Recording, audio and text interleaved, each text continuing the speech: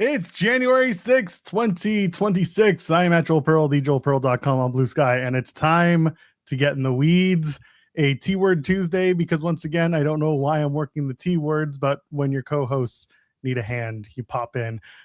Jeremy Lambert is on assignment. He's okay. Everything's good, but he'll be back hopefully tomorrow. I'm here, and I am here with the one and the only SP3. How you doing, pal?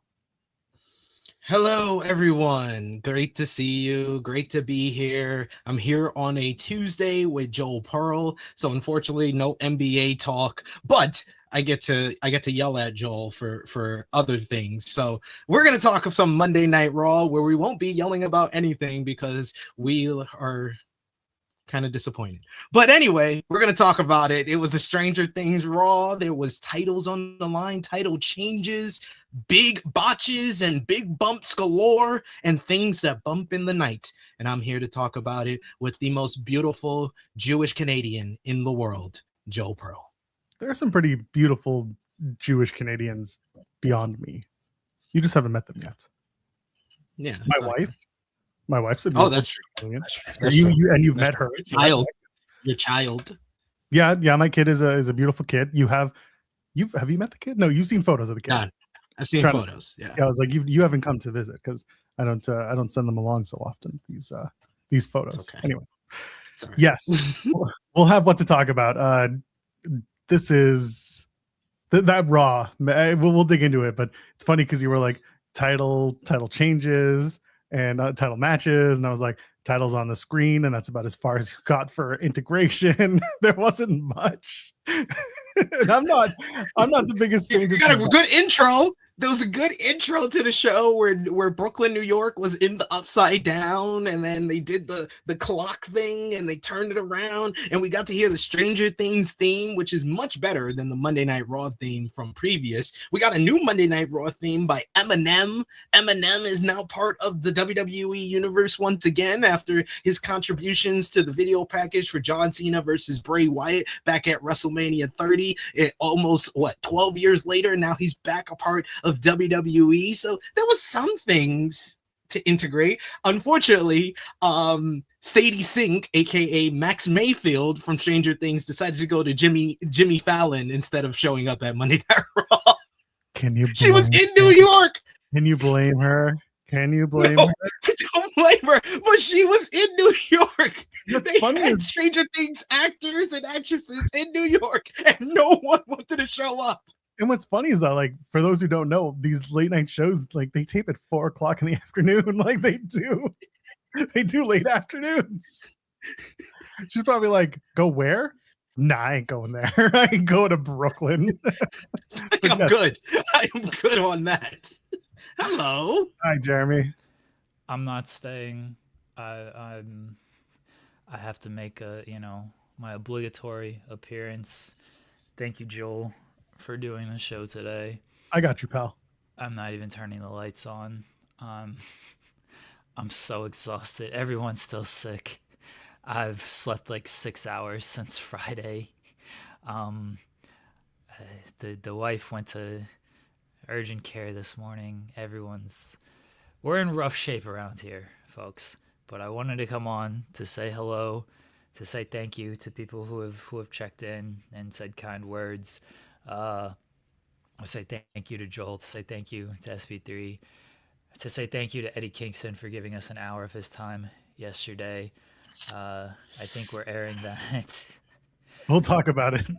You're gonna set SP3 off. He's ready to go. Why? What happened? He was sick. He's sick. He's sick. We're gonna leave it alone. You're good. No, what did I do wrong now? What did I do? It's okay. You're not in trouble. No one's in trouble. You're fine. I promise. Am I getting fired? No, we don't have that capacity, unfortunately. I feel like I did, but anyway. Fair. Wait. Oh. Sorry. I know I feel bad. All right. No, don't feel bad. You're okay. I gotta play it up. We're live, pal. With the cameras on. I gotta play it up. We ain't gonna do it. Come on, you're in a different world. You're fine. You're in your own upside. Yeah, you're fine. I'm in the You're upside fine, down. sir. Okay, I'm sorry. We're gonna save you from the upside down. You're the to my Dustin, sir. You don't understand that reference, but that is high territory that I just put you in. I do a little bit. I watched the first couple of seasons, so I get some of the references. I get more references than WWE got last night because they didn't know shit about the show.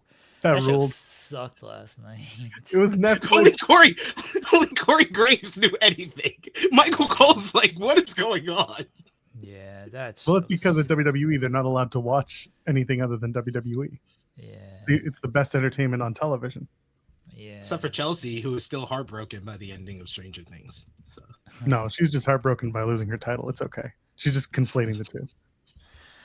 All right, guys. Thank you for everything. I should be back maybe, I don't know, tomorrow in some capacity. Can I DM you, SP3? Oh, you can DM me on the True Hill Heat Twitter that I messaged you from. Yeah. Well, I don't want like Romeo reading this stuff. Oh no. No one's on there really. Man, Romeo won't show up on YouTube. You think he's showing up on the True Hill Heat Twitter page? I don't know. He's on Twitter all the time talking about all his gambling addiction and everything. Yeah, he's on his own. He's on his own Twitter. Why aren't him and Jensen doing a thing? Like those two should be best friends. We tried to get Romeo on the show the other week, and he canceled on us because he just doesn't show up for us. Yeah, the Romeo just doesn't work. Let me end with this hot take: CM Punk versus Braun Breaker was the match of the year. All right. I got so many new followers by saying I need your dealer's number for that tweet. I was like, and then I got even more followers from remember kids, this is what crack does to your brain. I like Matt. That was a dumb comment. That was so dumb. So dumb. I popped the people in the True Hill Heat chat when I said Matt cooning for Punk again. No, I mean it's the WWE match of the year. I'll give it over the ambulance match and over Gargano and Carmelo, but it's close. It's close. I mean, I wasn't the biggest fan of that match, but it got good the second half of everything. Let's be honest. Tanahashi. I rewatched that yesterday. That might be my favorite match of all time. I don't know if anything's beaten that ever. Like Lyric said it on the post show. She was like, they set the bar so high for match of the year. Yeah. He just found lightning in a bottle on that night in Tokyo Dome. It was crazy. All right. Thank you guys again. I will see what capacity I'm at tomorrow. Leave a thumbs up on the video. Send a super chat. Oh, there we go. Oh my gosh, I'm really dark now. That's okay. Soon I'll be able to do those things too. Send super. Get some rest, brother. Remember what I told you the other day, the first 2026 podcast. I'm actually listening because the old me, 2025 me, would have been like, I can do this show. I'll be great. Let's get through this. And now I'm just I gotta actually step away. Bye, everybody. Thank you guys. Love you guys. Take care, Jeremy.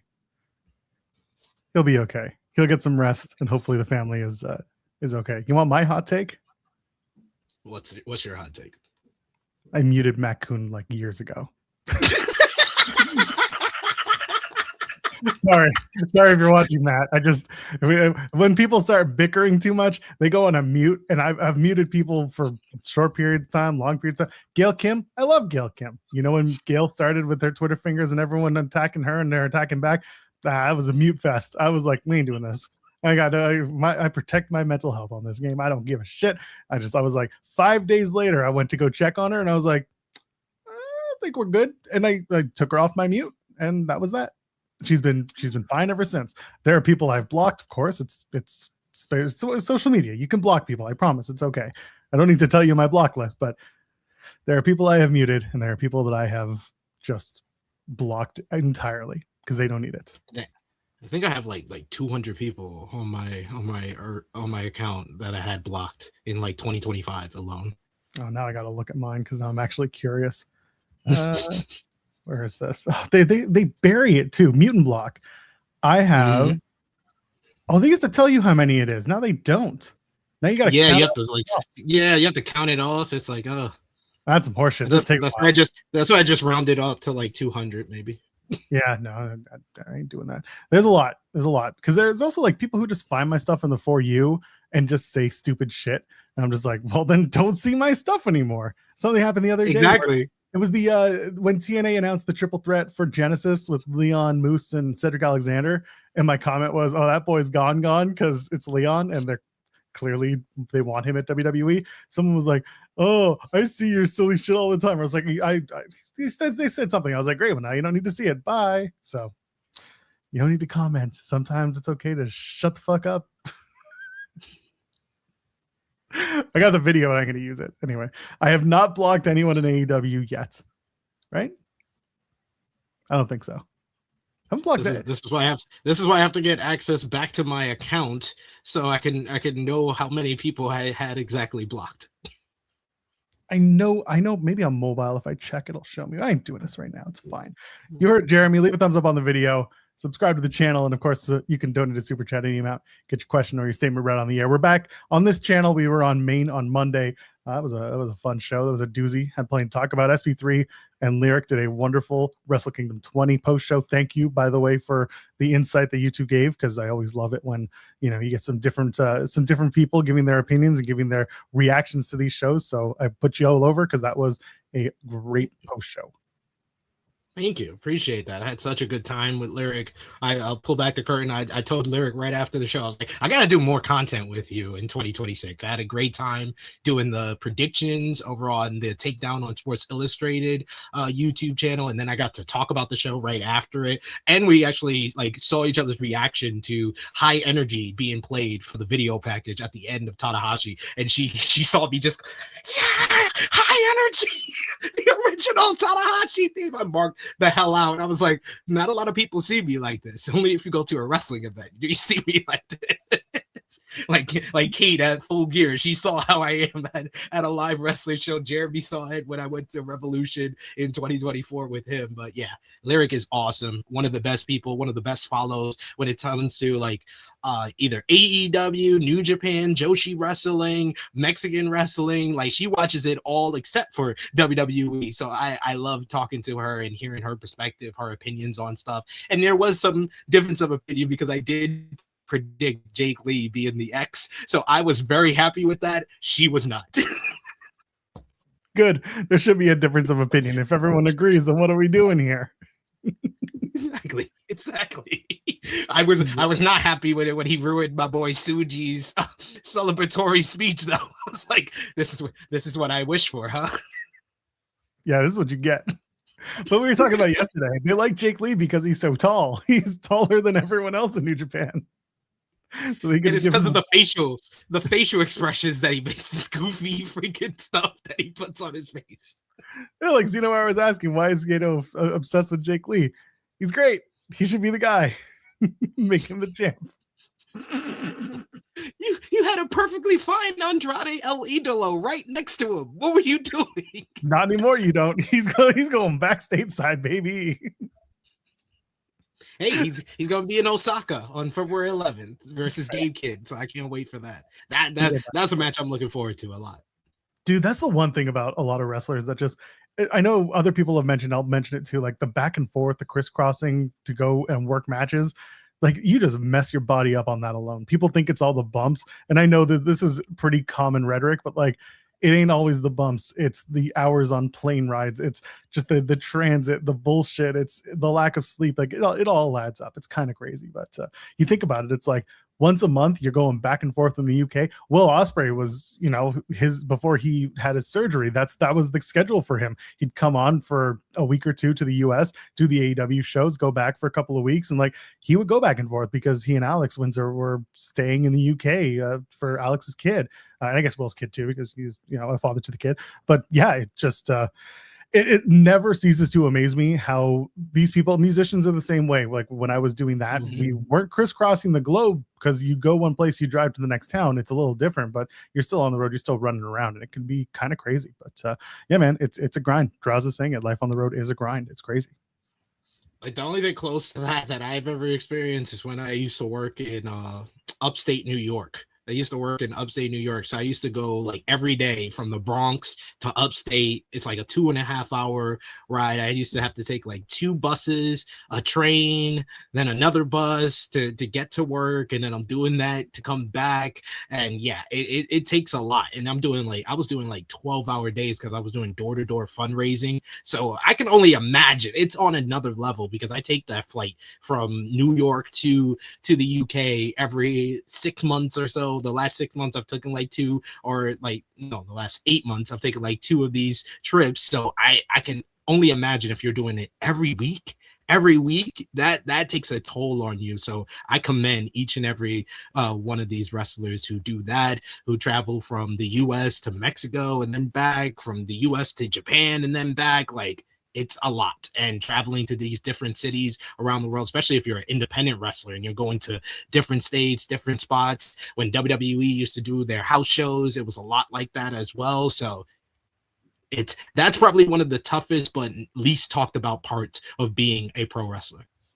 Yeah, and it's crazy, because I wish more people would really think about that when they discuss wrestling and the goods and the bads. And yeah, you can we critique the shows, and we can critique move sets and then creative and things like that. But when it comes down to the lives of these people, man, none of us can really hold a candle to it, unless we really, really put our asses on the line for it. So, that's why we do it.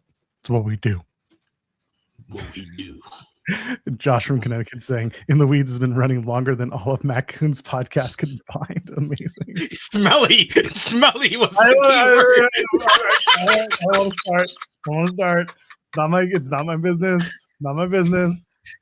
He had engaging conversations with the people that he's worked with, and that's fine. He did a good job. I'm happy with what we do. I think that what we do is great. I think that I stand behind our show. We're over 500 episodes in, and that's kind of wild to think about. I've done at least 530 thumbnails for this show, which is kind of crazy to think about, but including multiples on weeks where I do one and then have to change it because something breaks midway, or we change the topic of conversation, spend more time on something else that becomes more effective. Like, it's been kind of crazy to think about. And that's a one-man show doing those, including the clip nails now. All the clips, those are my thumbnails, baby. So putting myself over, but yes, it's kind of cool to see how far we've come in this space. But yeah, it's good stuff. Jake Lee, and I commend you.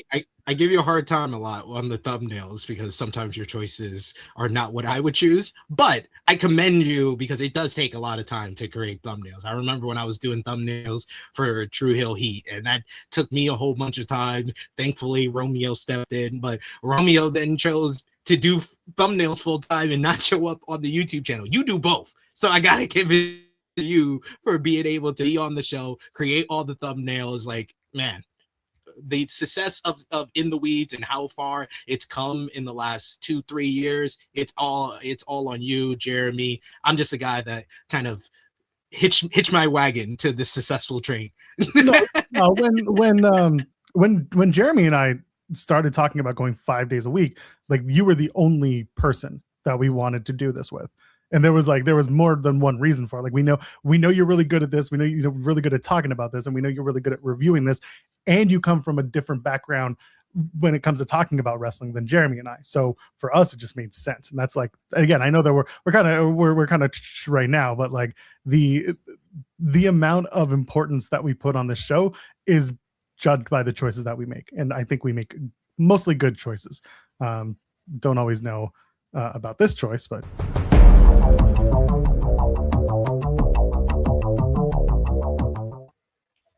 he's actually a great choice. Hi, Andrew Zarian. I made a terrible choice yesterday. I went on the internet and on a podcast, and I spoke politics.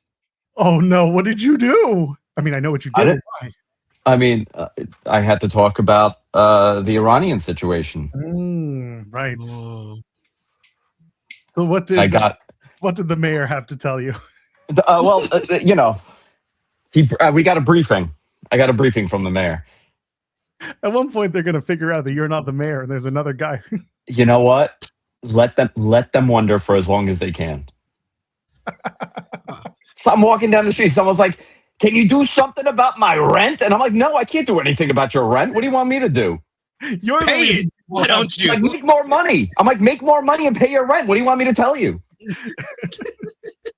I'm giving them bad PR all around Manhattan. You really are. Start wearing his merch while you're at it. See what happens. So wearing an AEW hoodie. That's what he would wear. That's right. Now you just giving bad PR to everybody. The biggest. How you doing, Andrew? Good, man. How are you? Happy New Year. Happy New Year. Happy New Year. I heard you were talking about how you travel and you take the train and taking the bus and where are you going? No, I was talking about when I used to work door-to-door fundraising. I used to go from the Bronx to upstate New York. That's where the office used to be. Used to be in I think it was like in White Plains. Oh my God. I did not realize when I accepted that job that it was that far from I lived by not to dox myself, but I lived by Yankee Stadium. So even from there, you're like 20 minutes from me. You're like 20 minutes from me. I know. We got it. I told you this when I saw you at Final Battle 2024. We got to hang out more. I had such a good time sitting with you and your friends. Stop talking to Andrew at wrestling shows. He is zooted to the max. Come on. Do you have any idea how I have no memory? I have no memory. I was so zooted. I was so zooted for that show. We were bad. It's my wife. I blame her. I brought her to a wrestling show and I was out of my mind. Danhausen was flying with his cape like a bat around the Hammerstein last year. You were like, oh my God, Danhausen's here. He marked out in his own Zarian way. It's unbelievable. Unbelievable. So how did you enjoy Stranger Things Stranger Things in general, season 5? Okay. Because these guys don't watch it. So now I have someone that I can talk to it about. I love that show. First of all, you were there last night, weren't you? Or am I crazy? Me? Oh no, you don't go to Brooklyn, right? You think I go to Brooklyn? Well, Are you out of your mind? Yes, I am. I'm going to tell you something. Even if Double or Nothing is in Brooklyn, I will not go. Even if that were to happen, even if there was any other pay-per-view in Brooklyn, I wouldn't go. That's fair. I went to that building. I've gone a bunch of times. To that. I hate the Barclays.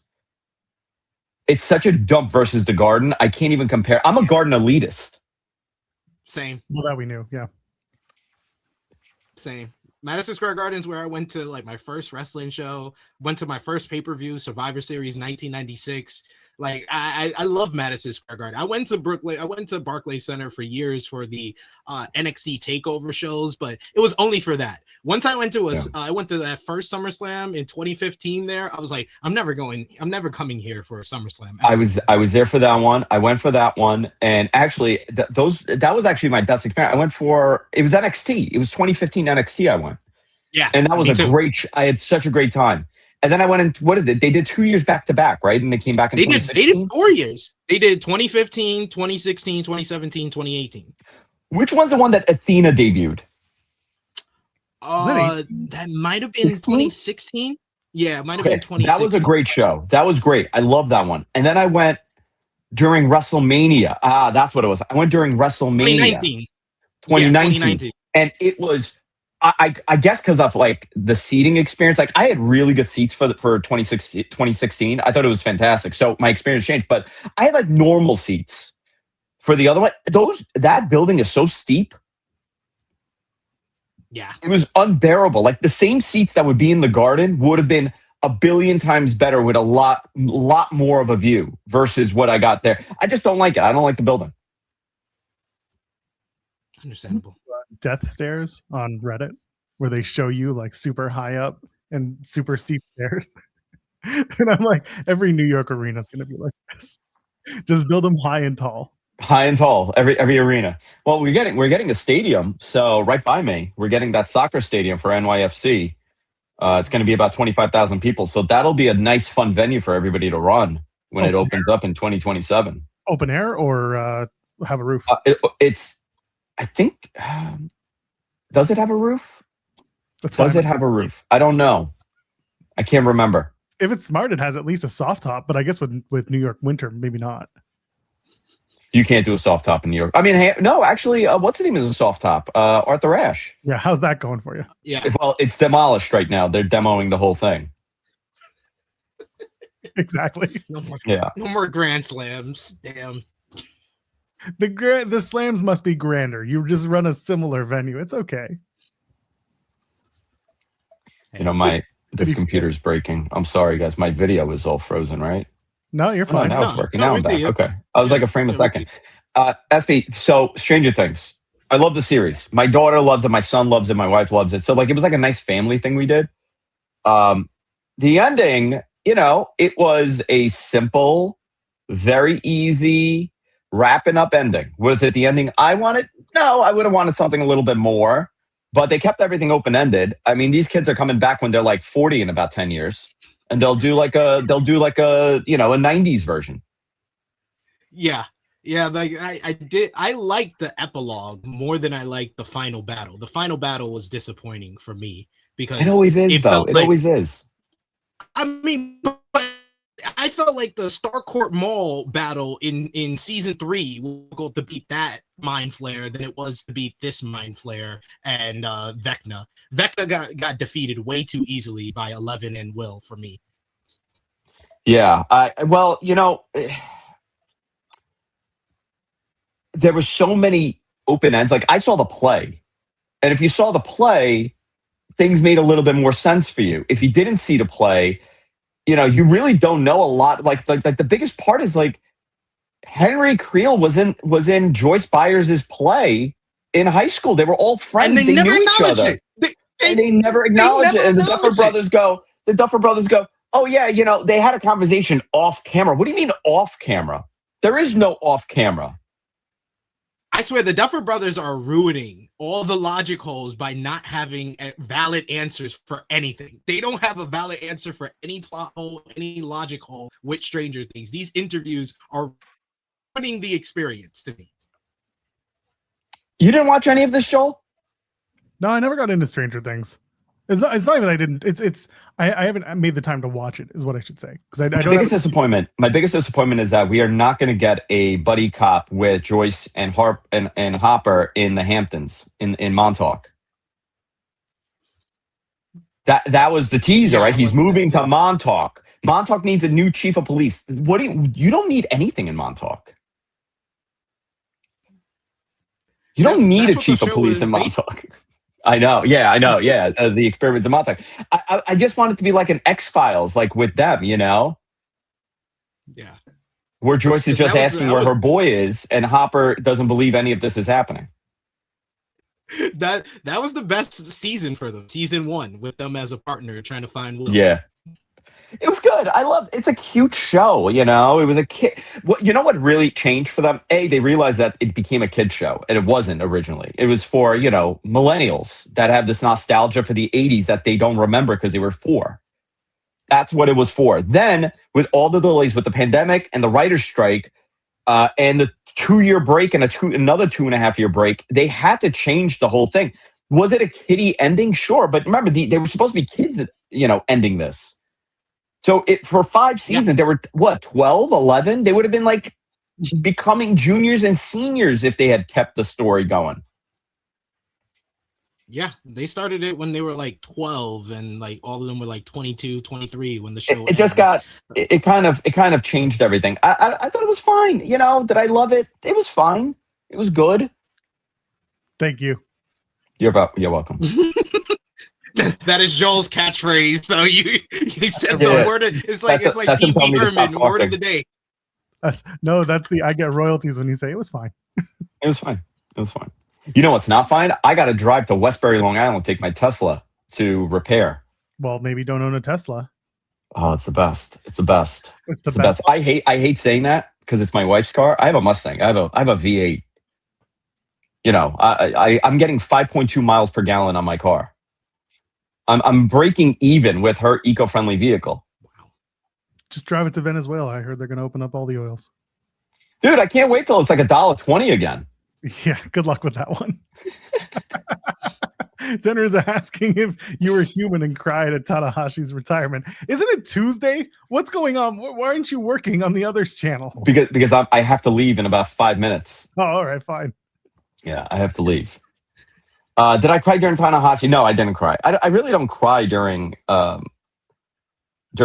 wrestling. I don't cry for movies. I did cry for a series of years with anything that was emotional for TV. That's only because I took really weird mushrooms, and it just made me cry for like years. I'm not even kidding. I took mushrooms and I watched Napoleon Dynamite, and they were dancing to Forever Young at the end, and I just started crying hysterically, and I didn't know why. And it was because of the drug-induced hysteria that I was put into for a couple of years. To say that's not I do find myself, if I'm really zooted, I get really emotional watching stuff like that I don't usually get emotional about. Yeah. Like I wish I was a little bit zooted watching Volume 2 with the Dustin and Steve part when Dustin saves him from climbing the ladder. I was like, that touched me. That touched me in the heart. Did you know that Steve has a band? Yes. I found that out. Yes, I found that out just a couple of weeks ago that his song is like one of the biggest songs of last year. Like I was like, what? Do you know I pitched that to Tony to run that show for when they went back to Chicago? Tony was like, I sent them a message and I said, can you please use this song going back to Chicago? He didn't listen to me. He didn't listen to me. Great. He had no idea. Yeah. What's this guy talking about? What is Darian writing to me? I send him most insane suggestions. It's unbelievable. I'm convinced that he probably thinks that it's RJ City hijacking my Twitter when I DM him because it's so off the wall. It always ends with the Golden Girls somehow. I don't know what the hell happens. As it should. That's when he thinks that it's Kelly. What's his face? Justin Roberts actually doing it. He's the big Golden Girls guy. Justin Roberts is a big Golden Girls guy. I didn't know that. A big Golden Girls fan. Yeah, he loves Golden Girls. I'm the Blanche of the group. Yeah? Yeah. Makes sense. Yeah. But in Sex and the City, I'm the Miranda. I kind of throw you off. Oh, okay. I don't remember what I did yesterday, so that's as far as I can go. See, I'm more of a living single guy. I'm the Sinclair of the group. Living single? I am living single. Single. What a great show that was. In a 90s type of world, you got to have your girls. Exactly. Keep your head up. What? Keep your head up. That's right. Joel doesn't know this. I actually used to watch it. I do not know. I don't remember it, but I did watch it. I don't remember what I did yesterday at this point. What did you guys think of Wrestle Kingdom? I really enjoyed it. Yeah. I really, what's interesting, like I was just reading people's like ideas and reviews and stuff of it. I thought the Tanahashi match was fantastic. The Takeshita match was great. Love that. I really like Aaron Wolf. He blew me away. I was sleeping. I was saying he could either be Kurt Angle or Gable Steveson, and I was sleeping on him, and he surprised the hell out of me. I mean, does he have a good body? No, he doesn't have a good body. But body. That's right. He's got a fantastic body. But it's fine. You know what's funny? I was listening to Dave talk about this, and Dave was not impressed by him, and it was so interesting. Like generally, Dave is Dave. Dave likes what he likes. But generally, like, he's really good with seeing this. He pretty much said, like, well, it was Evil that did all the work, and he wasn't as impressed. I'm like, Evil, I don't think Evil is that, my opinion. I'm not that impressed with, Evil as a character or as an in-ring performer. He's fine, but I don't think it was all Evil. I think this guy put in some work, and he looked great. Yeah. His timing was down pat. He got a big reaction for everything he was doing. He went up top and did a high fly flow. No one was asking him to do that. He did that. The Olympic slam looked good. Everything he did, the judo throws got big reactions. Yeah. It looked great. I said it was the best big match or big show debut since Ronda Rousey at WrestleMania 34 for me. This was a judo beast who transitioned to wrestling perfectly. Yeah, that was great. I like that. And I love the presentation of New Japan because it feels real. It doesn't feel like, dude, like I'm watching WWE yesterday. I'm watching with the kids. It looks magnificent. It's such a beautiful shot. Like in that building too. Like I don't like I joke about Barclays, but it is like it's so dark. It gives you this amazing contrast with the lights. I love the set. It looked too good. It looks too good. And this is the thing that I've always wanted AEW not to do. I don't want them to go in that direction. I think AEW is way too bright now with their production. What they had in 2019 and in 2020 looked fantastic. It was such a great visual with the purple lights on the crowd. I don't want the crowd lit, especially when you only have like 2,000 people in the building or 4,000 people in the building, whatever. I don't want to see the crowd. I want to see the lights on the crowd. Give me the first front row and then hit the purple in the back. Yeah. I don't know. Now I'm ranting. I'm sorry. Now I'm ranting about lighting. No, it's no. You're 100% right. I talk about frame rates on this show, for Christ's sake. Like, what do you want? Oh, I talk about frame rate all the time. I could count and drop frames. Do you know that? That's an ability I have. SP is dropping a lot of frames. Oh yes, yeah. You can see the numbers just kind of drop. Oh, he's back up. Okay.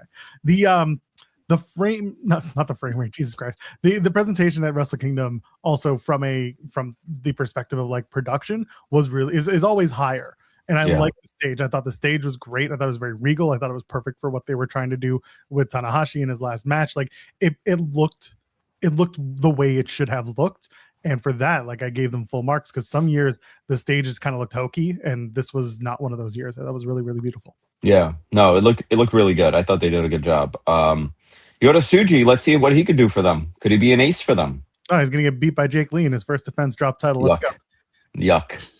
Jake Lee, he's off to a good start bringing back the V4. That belt is beautiful. Oh my God, the other one is horrendous. I hated that one. The butterfly one. What is like a triangle? It was the Divas title. It rolled. It was the Divas title. Yeah. The Matt Hardy title, the Divas title. It's perfect. The Jeff Hardy title. The Jeff Hardy title. The Immortal title. Yeah, so stupid. I got TNA people talking to me today about the Joe Hendry announcement, and I'm just laughing my way through it. It's fantastic. I can't believe, like 15-year-old me would have lost his mind with so much wrestling on TV. Like, 42, 1997. What were you? You had Raw. I mean, you had Raw and Nitro, which was amazing. You had ECW on MSG on Hardcore TV at 2:00 in the morning. What else were you watching? Whatever I could find on the internet, on LimeWire. There was no LimeWire in 1997. No. 98, 90, 99. You couldn't find anything. You know what you could find in 2000? A bunch of Hayabusa compilations with some theme behind it. Something. It was always Limp Bizkit. It was always break. It was always Limp Bizkit. Give me something to break. It would just show the Hayabusa incident over and over and over. Well, to give me something. Do you know I have all of those videos still saved on a hard drive? Really? All those videos, like all those compilations from like the 90s. I have what pay-per-view was it? Was it Breakdown where Vince did that tremendous open where I have a master plan. Do you remember that one? Yes. Oh, yes, it was so good. That was forget it. Was it Undertaker, Kane, and Stone Cold? Yeah. And he's in the wheelchair, and he's in the wheelchair. That was such a great opener. I have all of those stuff saved, and a bunch of Dragon Ball Z, Limp Bizkit montages. I've got a bunch of stuff saved on an old hard drive that has like stuff that I downloaded from LimeWire that was wrestling. I have the entire WWF Raw and SmackDown from 99 and 2000. And when I was really bored, this was pre-pandemic. This is in between like cruise ship contracts when I had time off. I would be sitting there watching old Raws and SmackDowns. And I was single, so I had plenty of time on my hands. So I'd be watching these old taped episodes, like taped from TV. So it was full as they were originally aired. And I just remember being like, man, that stuff was terrible. There was some good stuff. I split the Attitude Era into two distinct moments, and a friend of mine got on my backside about this. It was was it October 4th, 1999, and post October 4th, 1999, because that was the time. That's when Draws got injured. I was there for that show. I saw it happen. I was front row, dude. I'm front row. You could pull that show up. on I don't know where now. Where is that archive? It was in 1999. It was Now it's coming to Netflix in the States. That was coming to Netflix, yeah. I was front row for that show. I'm sitting behind the announcement. I'm the first guy behind Jerry Lawler. I'm wearing an Eddie Bauer vest and a white wife beater. Yeah, October 5th, 1999. There you go. October 5th, 1999. I'm there front row. You could find me on there. I'm there with my cousin. I'm wearing an Eddie Bauer vest, and the entire Nassau Coliseum is on ice. And that ice turned into a giant puddle. I was like, it was torrential. Everything was soaking wet by the end of the show. Do you know how much my front row tickets were for that show? How much? What would they be now? I'm curious. What would they be now at the Nassau Coliseum for SmackDown, front row right behind the announce booth? Probably 2000. Probably 2000, yeah. 2000? It was like $45. Yeah. $45. I have the ticket stub still. I sat on the floor the first SmackDown after Mania 18 in Ottawa, and I think the tickets were like $40. Unbelievable. It's absolutely Crazy. insane. It's really crazy. But that was the show that Droz broke his neck, and Shane ran out, and Bruce Pritchard ran out right by me. And then they just continued the show like it never happened. Yep. They always did. Like, that was crazy back in those days, how like these and it was a really bad injuries. show. It was a bad show. It was not good. There was no Austin. Dwayne came out. I think he was feuding with the Big Show. Does that make sense? Probably. October 99. That was going into No Mercy 99. No Mercy 99. That was Austin and Triple H, I believe. No, Was that? no, was that that was Austin and Triple H, and because Rock that was the Bulldog. build to Survivor Series 1999. And then Rock and Bulldog was No Mercy 99, right? Yeah. He did the dog was this poop. it? The dog poop. He just did the Yes, dog poop. yes, Yeah, yes. over again. I'm like, What did you say the date was? October 7th, 1999? October 5th was the accident. So it would have aired on the 7th because it would have been taped on. Yeah. the So Tuesday. the main event was The Rock versus Val Venus in a no DQ match. Jesus Christ. Big Show versus the Big Boss Man Big Boss Man won via DQ. British Bulldog defeated Mankind via DQ. A mud wrestling match with Ivy and Miss Kitty. The Terry Invitational Texas Tornado match number 3. The New Brood, Matt and Jeff Hardy defeated Edge and Christian. Hardcore Holly defeated the Road Dogg, and Kane and X-Pac defeated Midian and Viscera. Dude, the Attitude Era was not good. It had 1 or 2 good stories at a time, and everything else was god awful. It had 2 good years. It had 2 great all-time years and 1 good year. And then 99 was an awful year. It was not good. And of course, now It had a ton of moments. It didn't have good matches. It had some good matches, but a ton of great moments. Yeah. And now a bunch of people who find this, if we ever, well, I'm probably going to clip this because let's just do it and say the Attitude Era sucked. We're going to get a bunch of like 35 to 50-year-olds being like, it was the best. It was the best time of my life. I was watching all my friends in college. And be like, yeah, that was your first mistake. Dude, I loved it. Listen, for the time, I loved it. It was awesome. I had an E-Fed. I was in an E-Fed.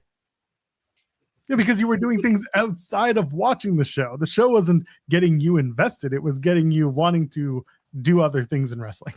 I was recording the Wrestling Observer radio show with my Iowa boombox. Right.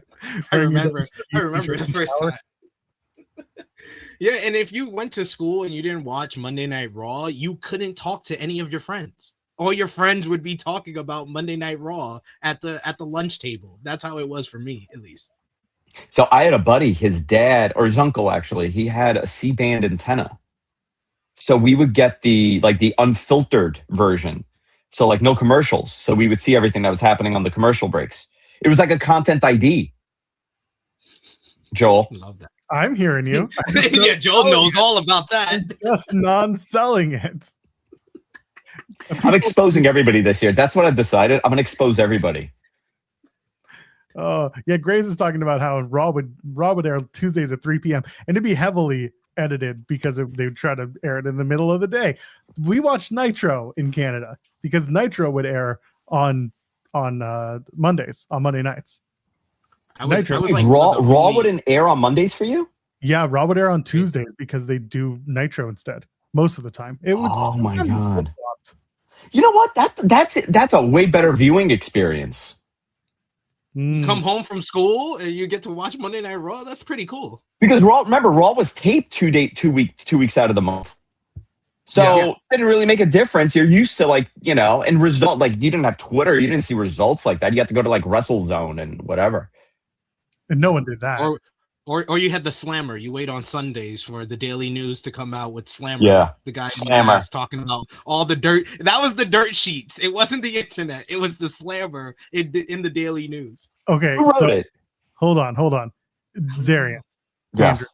Yes. Ken Bruno in our chat just sent me this. I guess he's going back and watching these SmackDowns that you say you were at.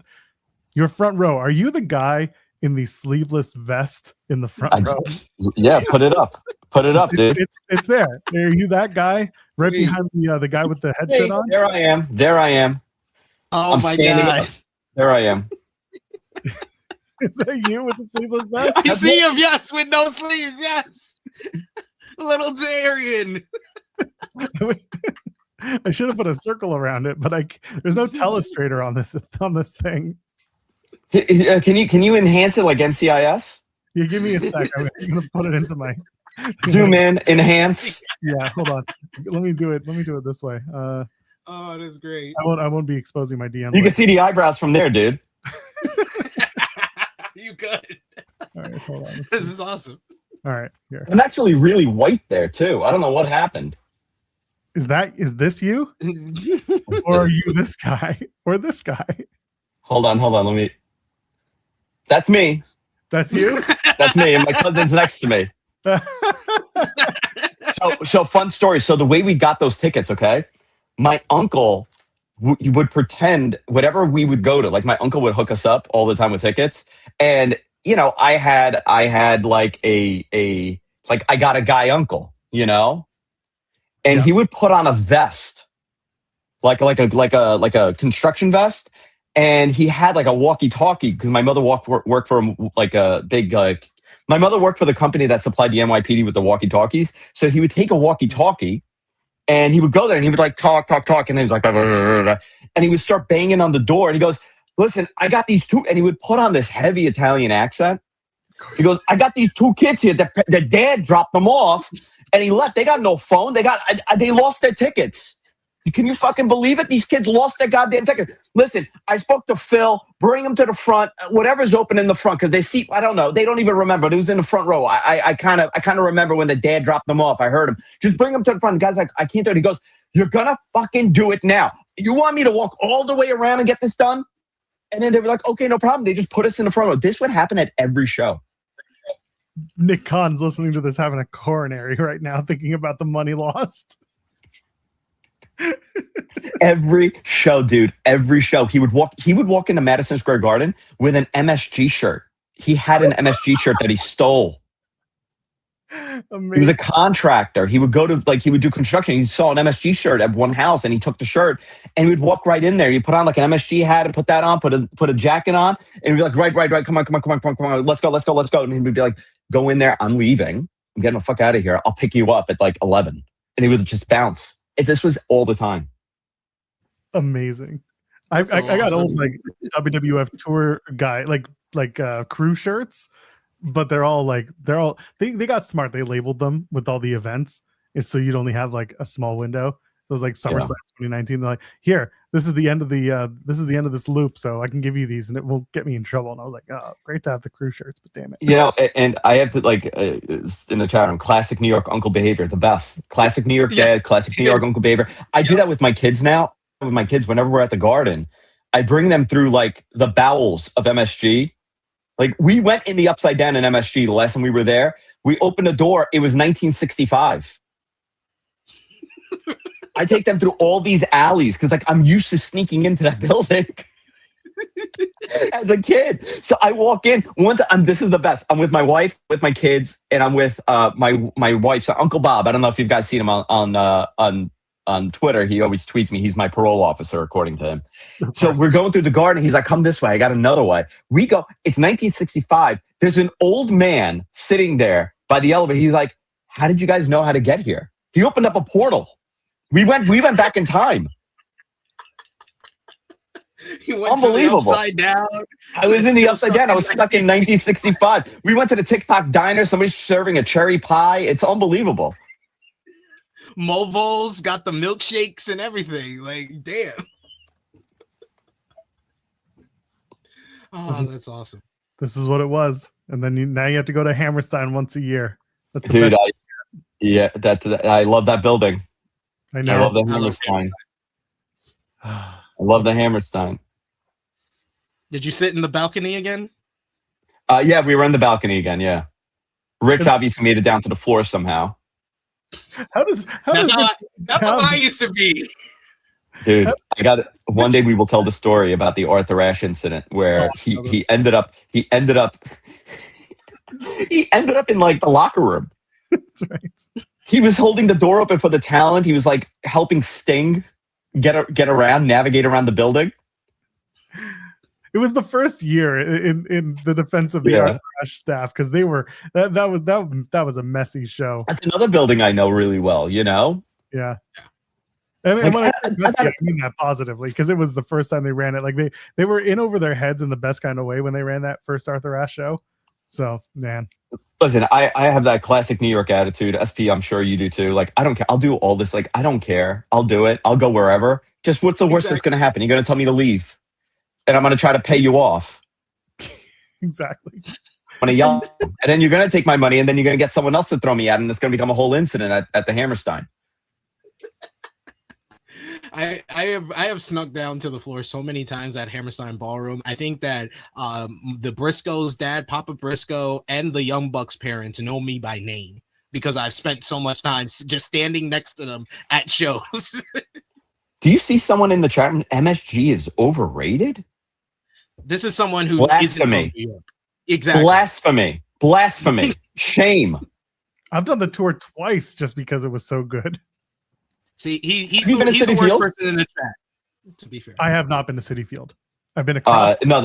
Unpopular opinion, maybe. It's way more fun of a stadium than Yankee Stadium.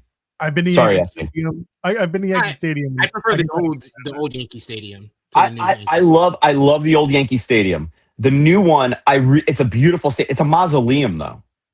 It's a museum. I've called it that before. It's like a museum more than it is a baseball stadium. I worked in the old Yankee Stadium the final year back in 2008, and I worked like the beer vending, and then I sold a lot of chicken nuggets. I got so much free food, got so much tips. It was a great time, great year.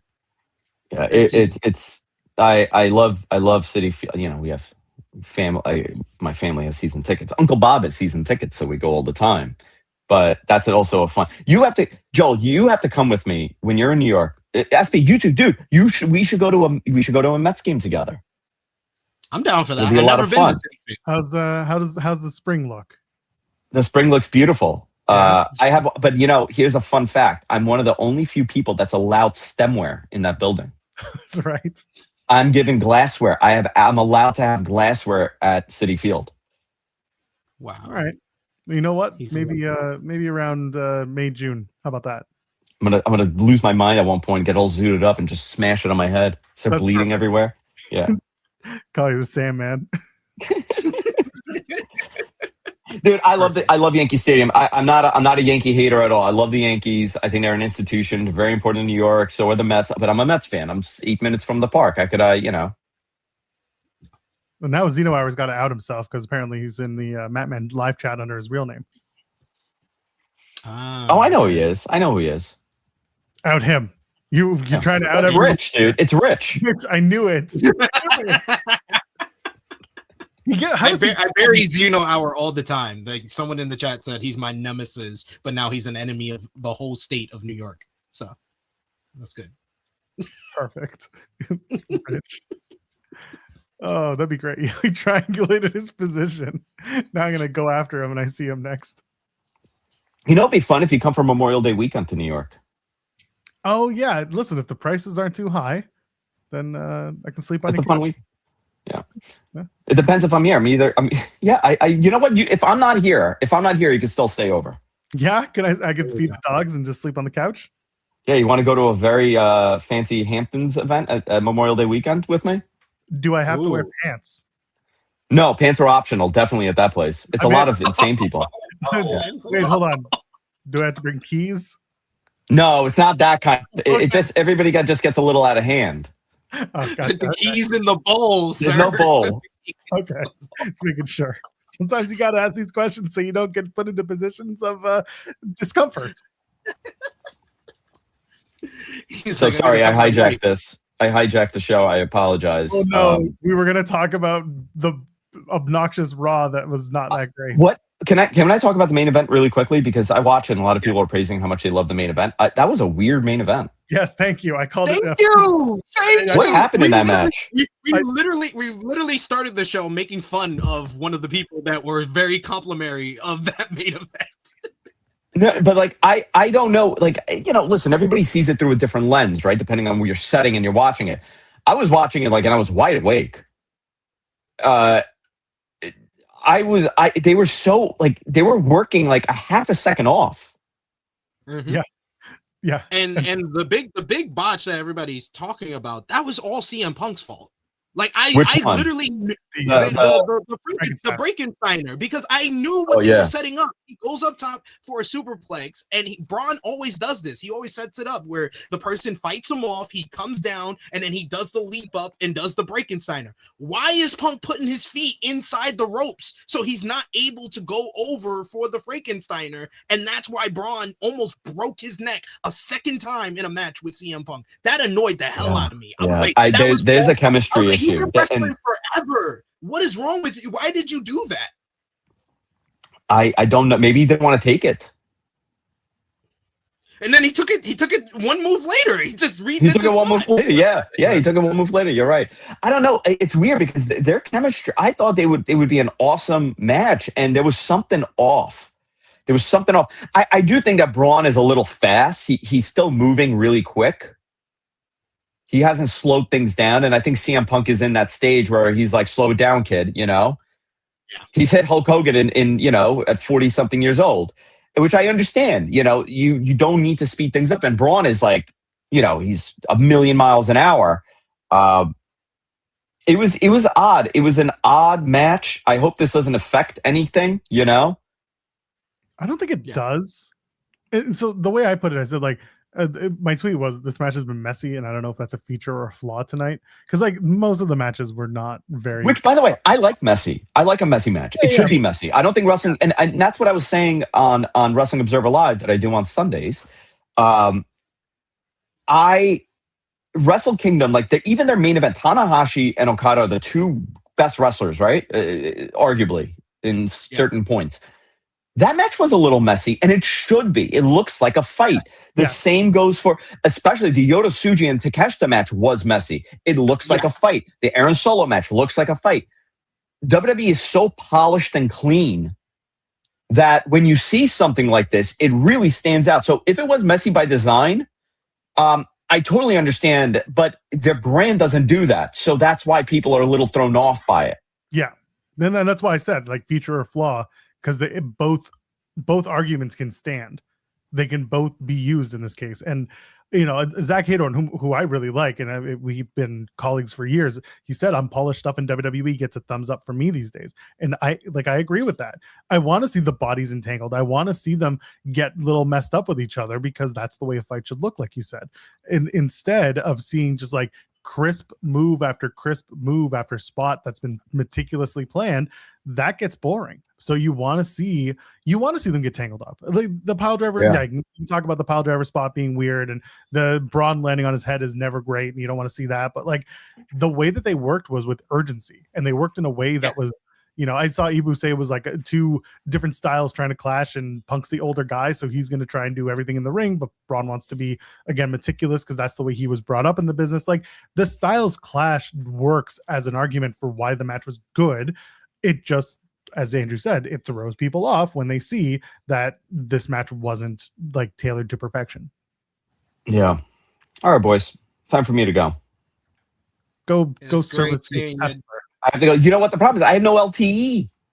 There's no LTE on my car. It's gone. No long-term entertainment for you. No long-term entertainment for me. Adios. Take care of yourself. See you, brother. Oh, anyway, yes, that was all of your Monday Night Raw review. That's all you get. You want the rest? Pay for it.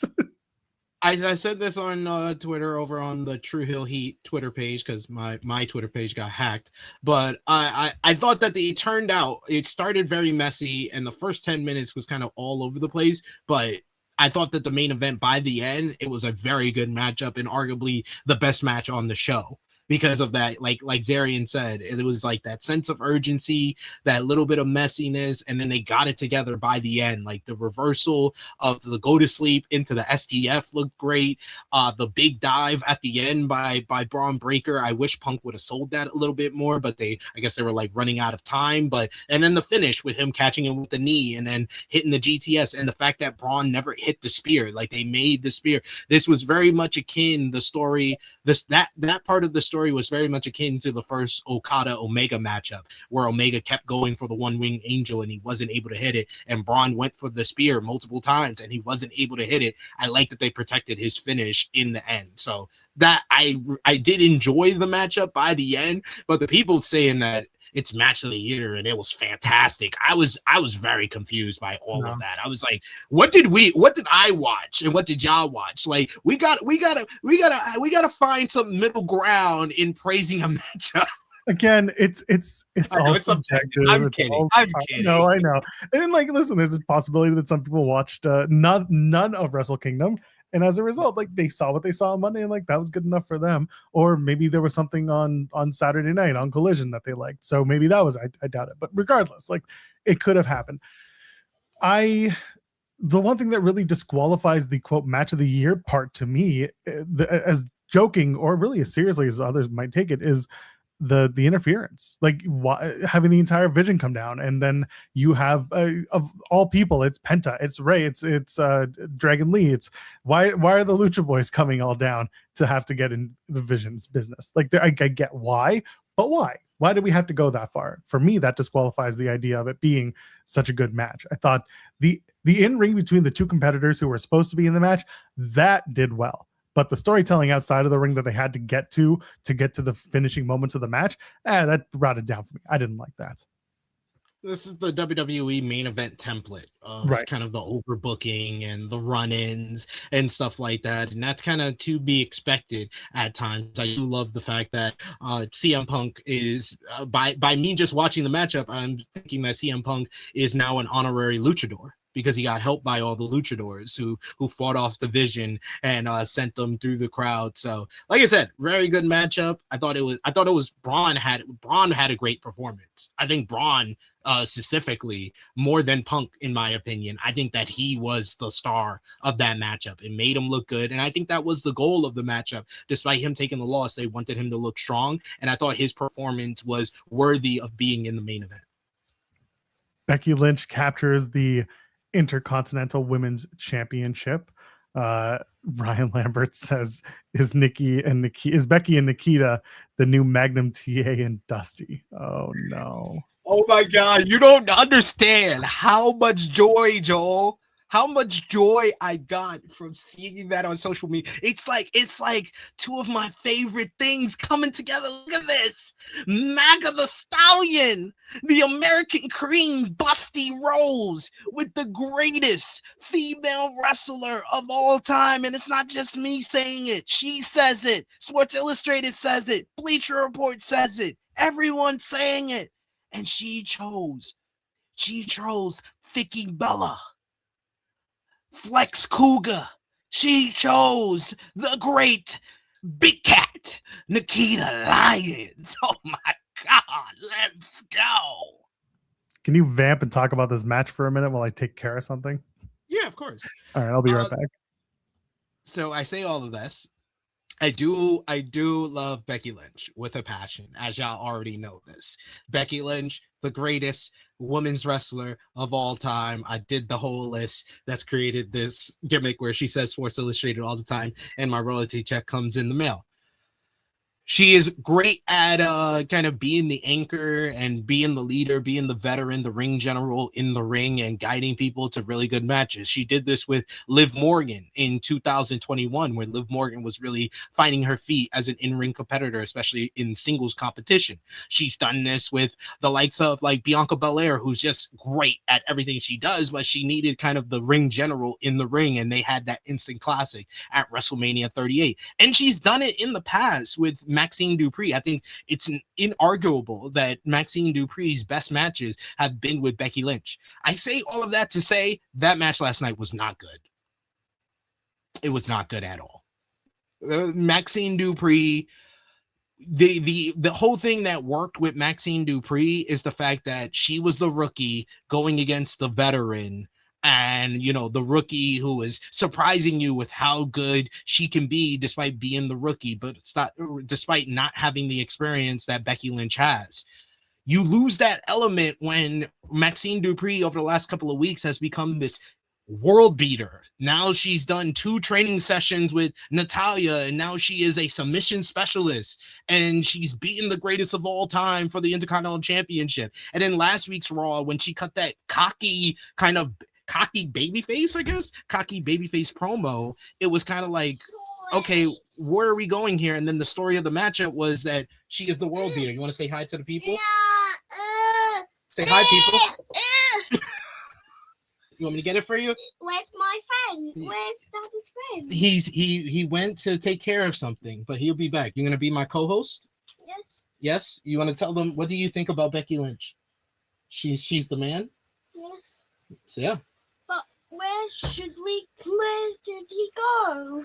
I think he went to take care of something. I know. I'll tell him you said hi, that you were looking for him, okay? I always need a Harlem run-in when I'm riding solo. You love to see it. You love to see it. We got to tell people in the chat, let Joel know that he missed out on Harlem, and Harlem was really looking for him.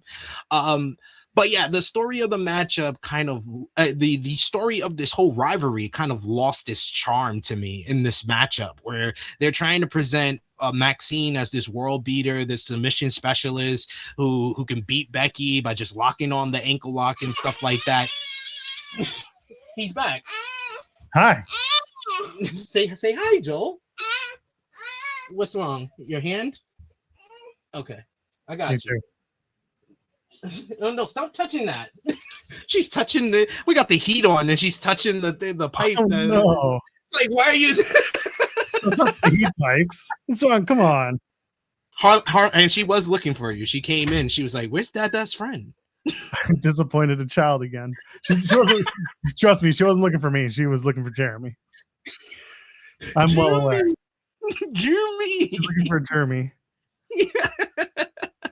But yeah, like this matchup kind of really lost the charm of this rivalry for me, because Maxine, you want to present her as someone who's improved leaps and bounds. Like, they're even saying it on commentary, and it's just like, dude, it's not that.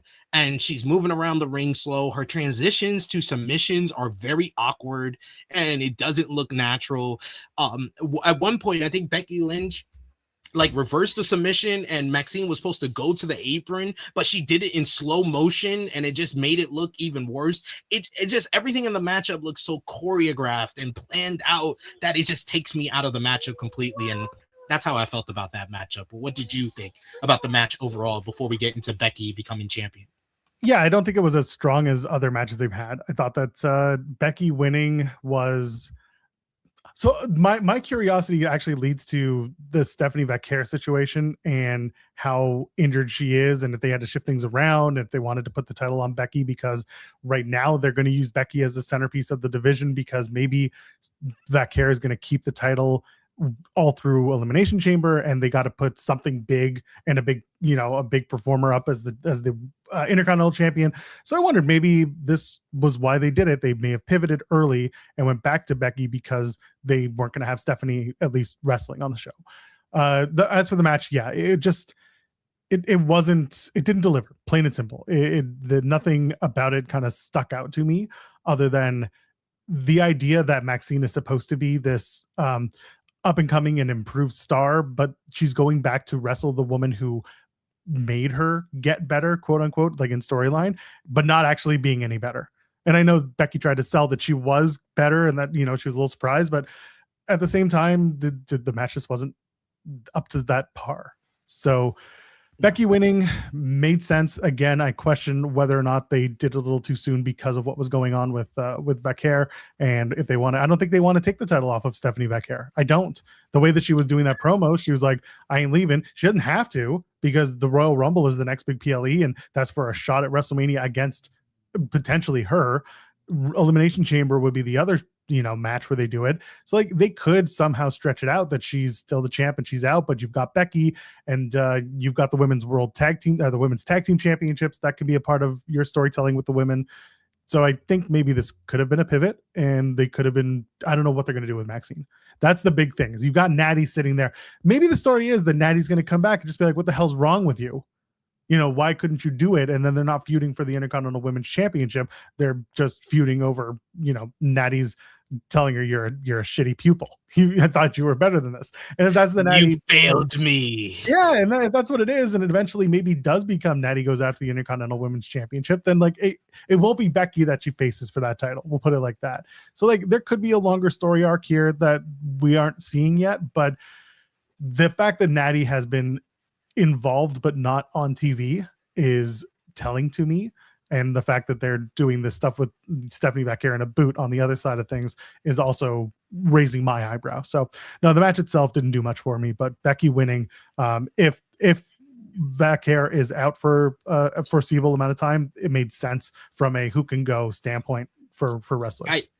I think regardless of Vacquer's injury, I thought that Becky was going to win this matchup, because the Maxine Dupree title run was only a temporary thing. It was only to kind of pay off all the work that Becky did with her and make it seem like she had reached a new level, winning the Intercontinental Championship. But it was really kind of just used as a tool in the real rivalry that they're building towards WrestleMania, which is Becky Lynch versus AJ Lee. And you got to have the Intercontinental title involved in that to add some juice, to add some stakes to the matchup in WWE's eyes. So I knew that the title was going back to Becky Lynch eventually. The Maxine Dupree, it was only a moment, it was only a project. I think that Maxine Dupree needs more reps in general. I think whether that's on NXT, whether that's on a different brand, going to TNA, but I mean, I can't deal with a lot of these big matches that you're giving her, and then it's been a law of diminishing returns with the Becky Lynch Maxine Dupree rivalry. Like, I think that their best matchup was that matchup that really started off bad but then got better as it went along, and Becky got counted out at the end. I think that was their best matchup, and then the following matches have just been lower and lower down the totem pole. It's been like a ball that's falling down a hill, basically, with the whole quality of their matches together. And I will note, no Jessica Carr as the referee, and thus Becky Lynch won. So Cricket Carr was the difference. And so this is another part of the story too with Maxine, is that it was never truly about Maxine at the beginning. It was about Jessica Carr. Those two matches, she was the referee, and they turned it into a story with her, but then they weren't going to give her a match, even though she's been wrestling under a hood on Evolve, or was at one point. There was reason to do it. Doesn't mean that they were going to, but they turned the story into the referee more than they were trying to turn it into Maxine. Maxine was the third. It never made sense from that regard. They just kind of did it because they said, oh, Maxine will get more reps and she'll get better. And she was better, but not that great. Not that good. And I don't know about TNA, because they ain't sending WWE people to TNA. You know better than that.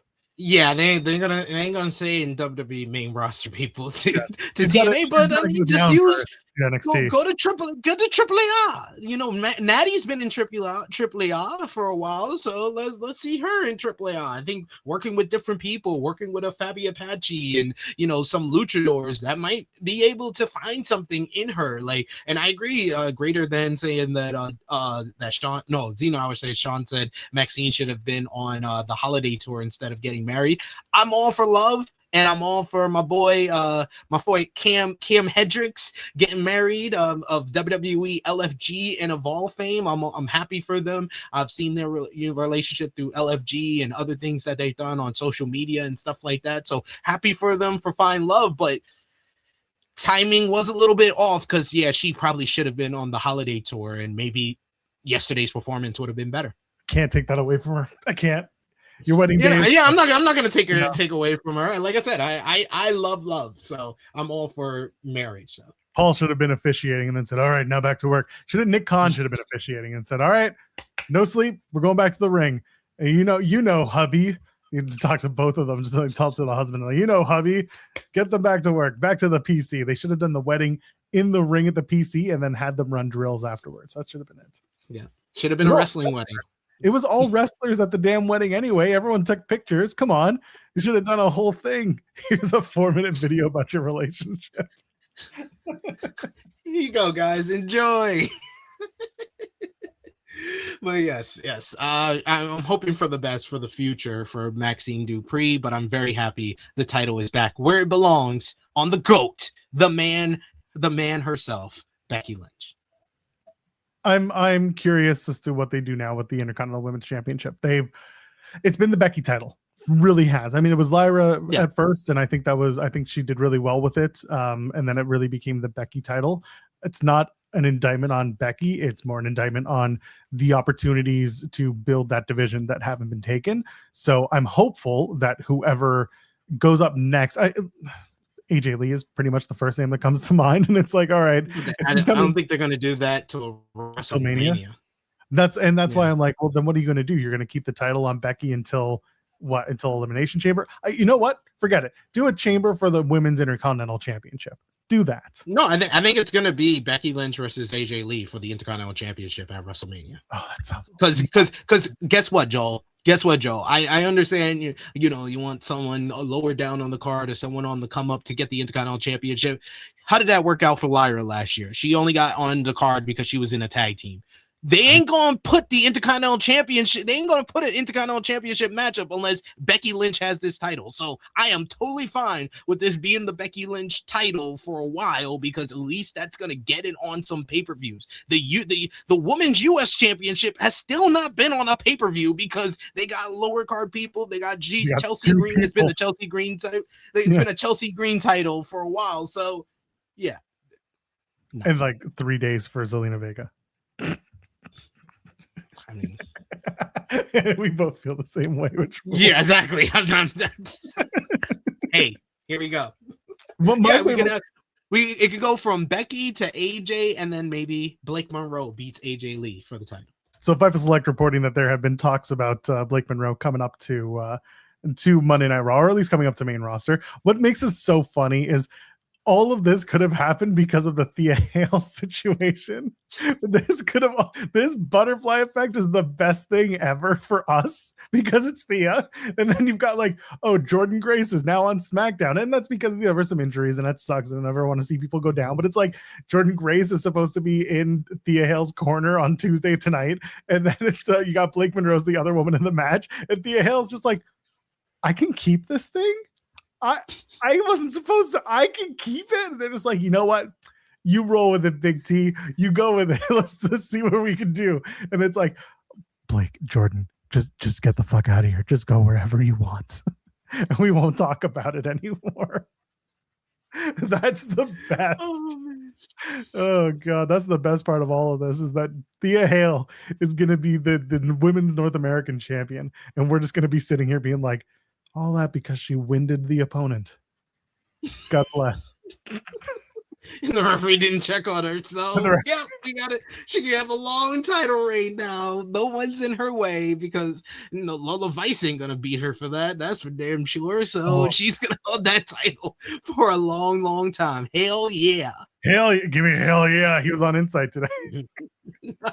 No, but I'm Blake Monroe getting a look. She did not need that much time on NXT. So regardless of how it happened, I think that it is the right move to move her up, because she feels like it's her and JC Jane are like 1A, 1B for me as far as the NXT women's roster that is ready for the main roster call up. So Ruka, Lola Vice, those are also up there as well. But those are the two that I'm like, yeah, they're ready to get called up to the main roster. Like JC Jane's been there there for 5 years now. This is kind of ridiculous. You're a 5th year senior.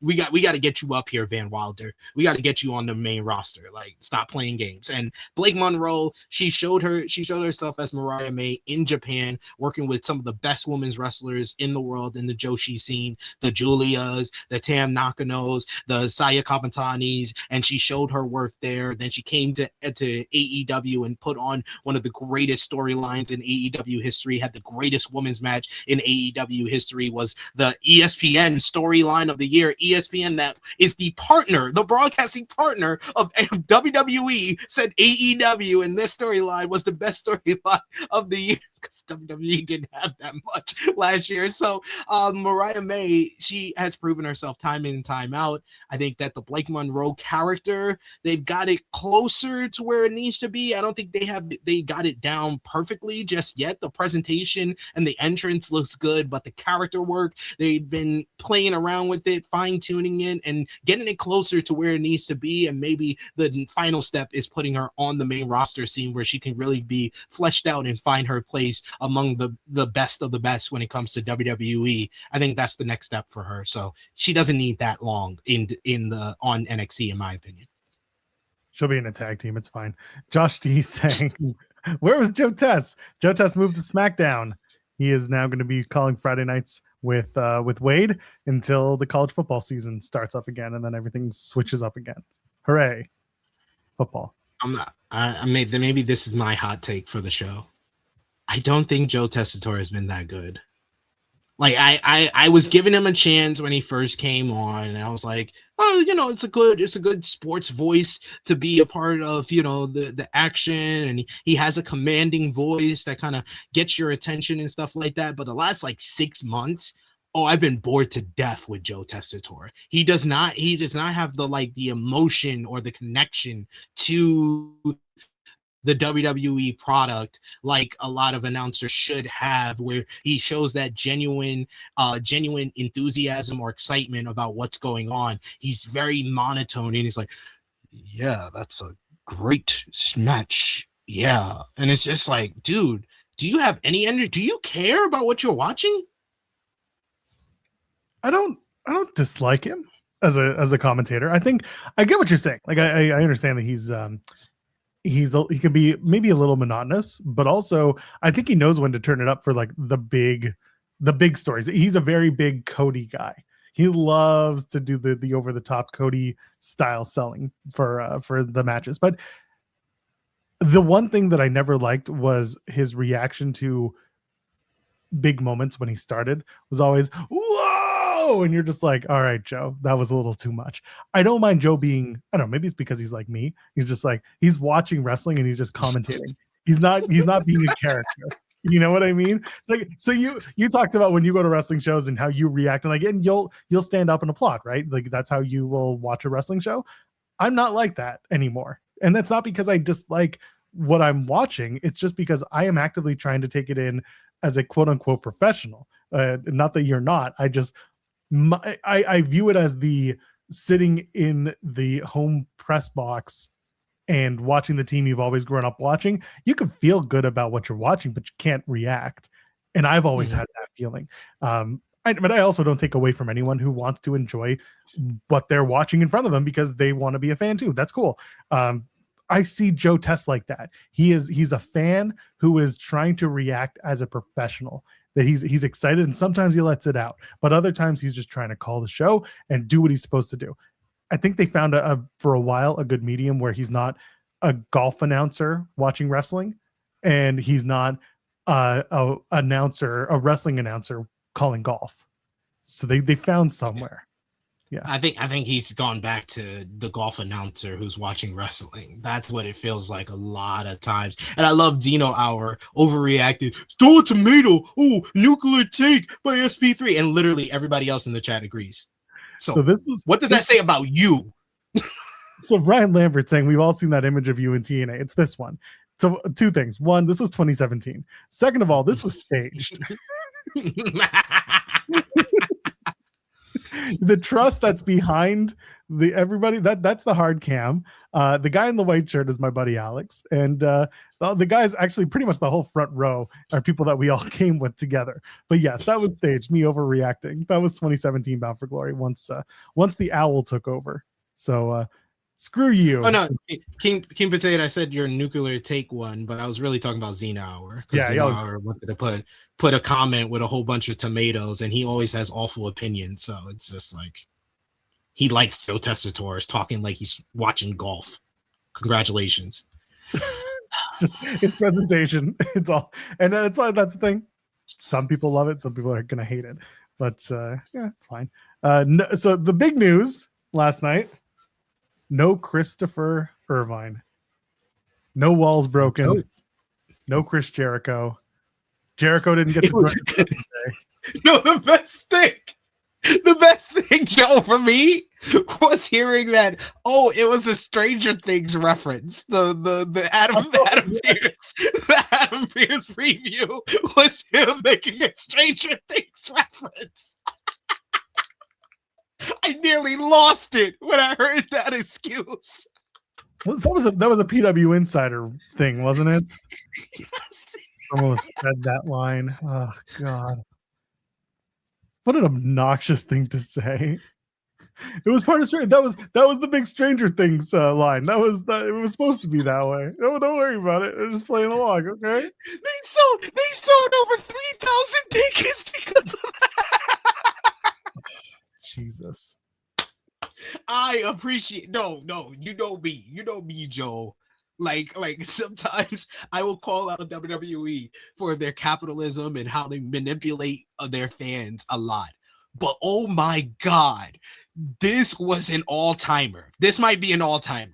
For them to do that and say who's gonna break the walls down and win the gold on Monday Night Raw, and then for them to sell 3,000 tickets after that.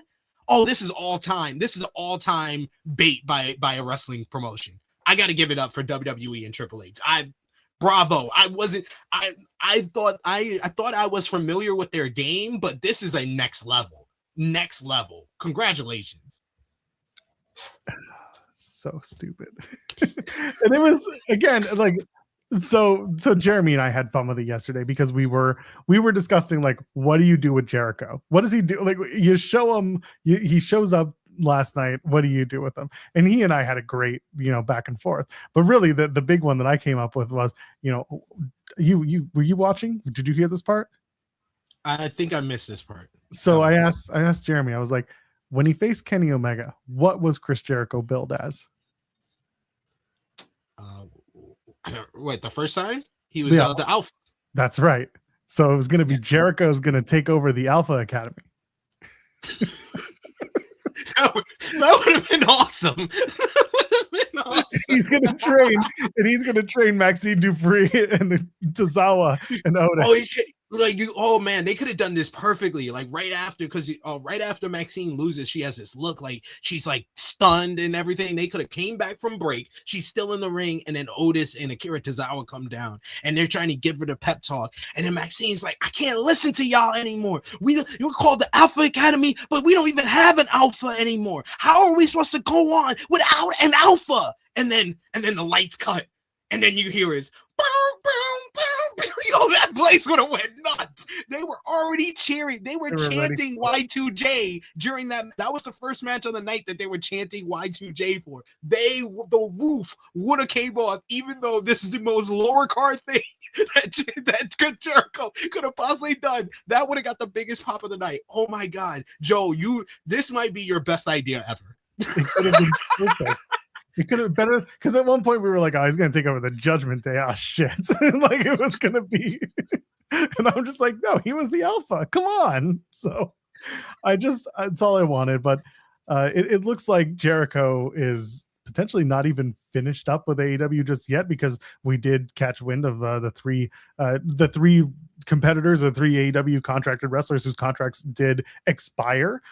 Mercedes Martinez, Matt Taven, and Alex Abrahantes, their deals are up, so they weren't renewed, but there was no memo, according to Fightful Select, that was sent out with Chris Jericho's name on it. So While AEW is also very particular about their roster page, they also have Jericho still listed on the roster, so that is something to go by. He's allegedly still with the company if you go by the AEW roster, and there yesterday were, at least WWE sources told us, that Jericho wasn't like factored into creative for the night last night. So no Jericho, no Jericho Academy, unfortunately. Although, goddamn, it's going to be amazing when he does show up and take Maxine Dupree under his belt, under his wing.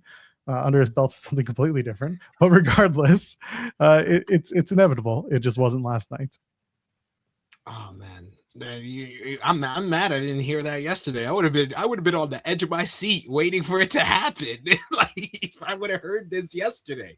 Oh man, and yeah, I mean we're gonna see what's going on with Jericho. I suspect they're gonna wait till the end of January till he's completely free. The Fightful Select report said that when he originally signed his new contract after All Out 2022, it was through 2026. So maybe it expires at the end of the month or something like that. Into that, I read it as it expires it goes through into 2026. So we don't know if it's like early on in January or maybe in a week or so. Maybe it's like that. I think that may have been a typo. Oh, well.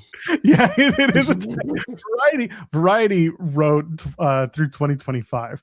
I think maybe Sean made it. Okay.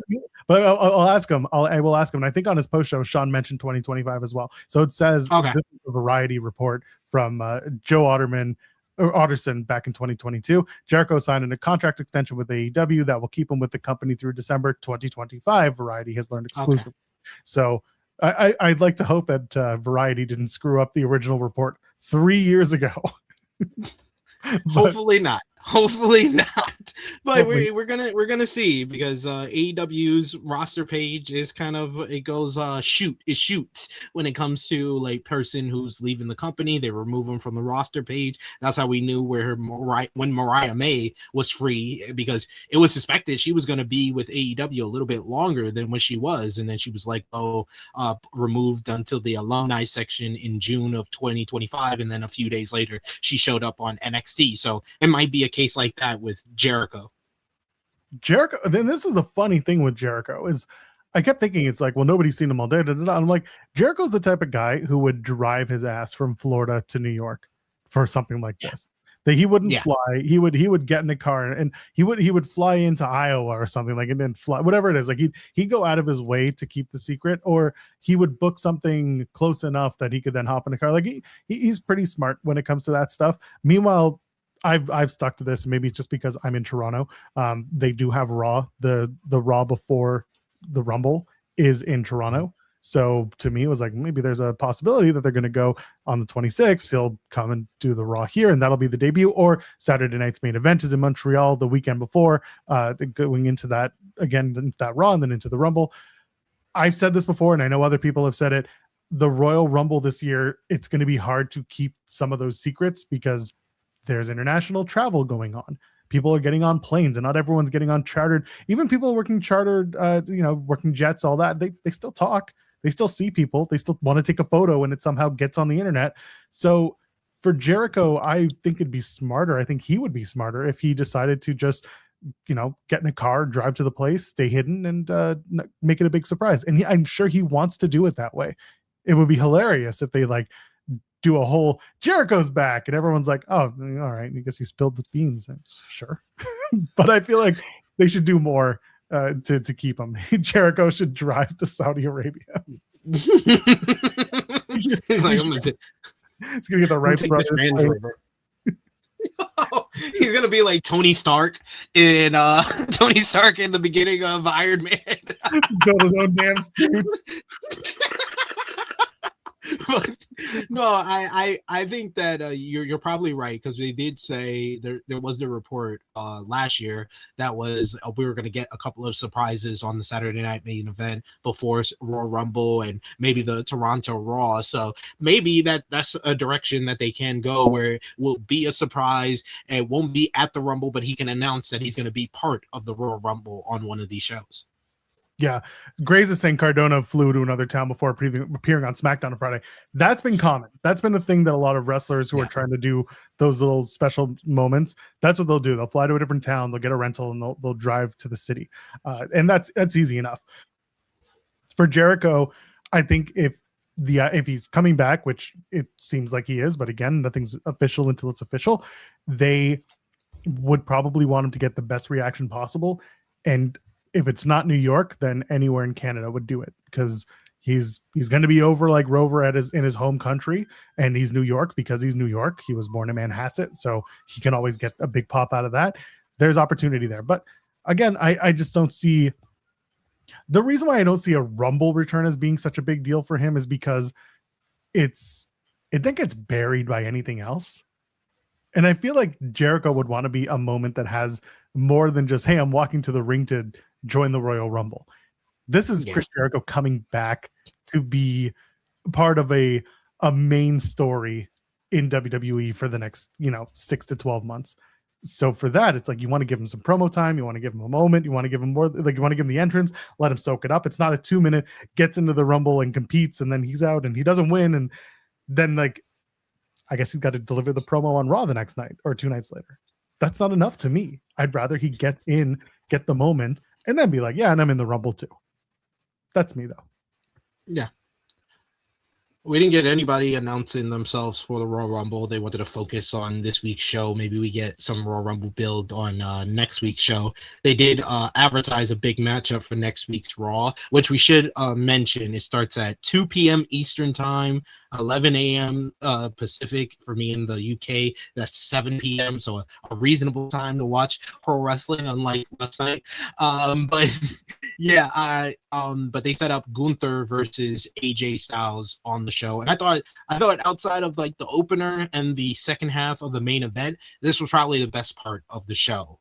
I thought that Gunther came off as the dickhead heel that he has been over the last couple of weeks, taunting AJ Styles. AJ Styles came off like a defender of the C Nation and having so much respect for John Cena and not liking how Gunther has been talking about him. I thought it was a good angle to set up the matchup for next week, which should be a barn burner, especially in front of that hot European crowd in Germany as well. For Gunther, who's Austrian, he's going to have some support there, but he also is going to be booed out the building because he retired John Cena. So it's going to be a great matchup between two of the best in WWE today. I hope they give it time. I'm sure that they will. This the afternoon Raws are always great for me. I'm happy, and it's at 2:00 in the afternoon, so we'll be finished the show. I'll be doing work at my desk while I can watch Raw, and that'll be nice. Or I can wait until the end of the day and like watch it and speed run it in like an hour. So there's that too. That's the best way to consume wrestling. But yeah, and then SmackDown too for me, because again, everything airs on Netflix. They're going to be over there as well for the That's a 2 p.m. start as well on Friday. Hell yeah, I think so. Because they're in the UK, right? Are they? They're in Germany. They're in Berlin. Germany. They're in Berlin for SmackDown. They're in Dusseldorf for Raw. Okay. Dusseldorf. I will announce I have applied to go to the was next Friday's, the week from Friday. In London. Yeah, I applied for that. So we'll see. Fingers crossed, everybody, that WWE hasn't banned me already for giving too much awards to AEW between Sports Illustrated, the Wheaties, and True Heel Heaties Awards. The Heaties. That's really what did it. It's the Heaties that upset them. Yeah, the Heaties. WWE did not win one award except for all the bad ones. Worst storyline of the year, worst feud of the year. Worst match went to Butterbean and Minoru Suzuki. Worst feud and worst storyline definitely went to WWE. So, well, I mean, Butterbean used to be on the WWE roster. How dare you? That is true. So WWE got all of the awards. Wow, all the worst awards. That's sad. I hope they definitely give you a ticket to go to SmackDown. We'll see. Someone was asking, are we going to do the ITW Rumble? I feel like we can.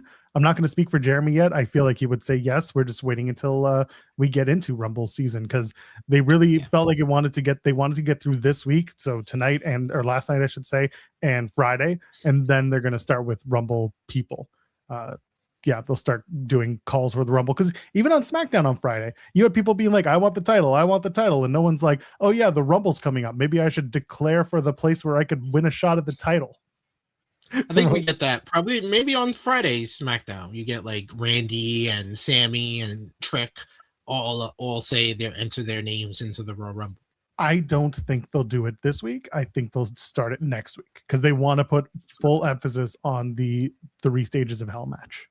That's why they wanted to wait for last night, was because of the Punk and Breaker match. Now they want to put all emphasis on the WWE title match on Friday, and then the following week they'll start doing it. Even after Gunther and AJ Styles, I feel like I assume Gunther's going to win, and I assume then Gunther's going to be like, I'm going to be in the Royal Rumble and I'm going to win, and AJ Styles might also be, but maybe not. Maybe this is his last match. He's going to retire in Dusseldorf, and we're all just going to be like, nice to know you, AJ. Good for you. I mean, give me a 5-star match and I'll be fine with it. Hey, I think that's gonna beat out all the people who are calling for Braun and Punk to be match of the year. I think Gunther and AJ will be much better than that. Gonna look forward to Jacob Fatu screwing the finish to the 3 stages of Hell. Oh, I can't wait. Setting up a triple threat for the Royal Rumble. I can't wait for Jacob Fatu to attack Randy Orton and reveal he was the one that attacked him from behind. Yes, that's right, because Randy wants the title too. Oh, God. We just can't win. We just can't win. Oh, what did you think about last night's Raw with the fact that they officially called up Javon Evans to the main roster with him signing his Raw contract during the ad break? Luckily, I'm in the UK because that would have pissed me off because I am a big Javon Evans fan. I love that kid. I think he is the future of WWE. But I felt like that was just a questionable decision. I was like, really? They're doing this during the ad break? And then they didn't even recap it when they came back? Like, and then they did a backstage segment with Javon after him signing the contract, and they made it a digital exclusive. You didn't have time on the show? The show ended at like what, 3:28? How many times have they gone past 3? Well, for me, 3:28. For you, 10:28. Yeah. But like 10, I think it was like 10:28, 10:29 when the executive producer came up and stuff like that. But you, how many times have they gone past 10:30? They've gone past 10:30 numerous of times. You couldn't squeeze it. It was like 90 seconds. The backstage segment that he had with the Americanos, and they made that a digital exclusive. So it's funny because I saw it live and I had no idea it was a commercial. So, because again, just like you mentioned, watching on Netflix internationally, they don't show me commercials. So I was, I until I found out afterwards, I was like, oh, that was stupid. They probably should have just aired this, especially because Javon's been on WWE television for a few weeks. He's been if he's not on NXT, then he's been on SmackDown or Raw. Like he's been featured. He's not super tip top guy. He's new, but it should have been funny, or it should have been more pressing to make it look like he was signing a big star like Javon, and not even showing it until they put it up on exclusive on Twitter or whatever, wherever. They shouldn't have done that. It was silly. But for me, I'm watching it and I'm just like, oh, you didn't see this. Oh, well. So I was like, that sucks for you. I saw it. I was happy for Javon, but I don't care. I saw it too. Like, oh, yo, you see this?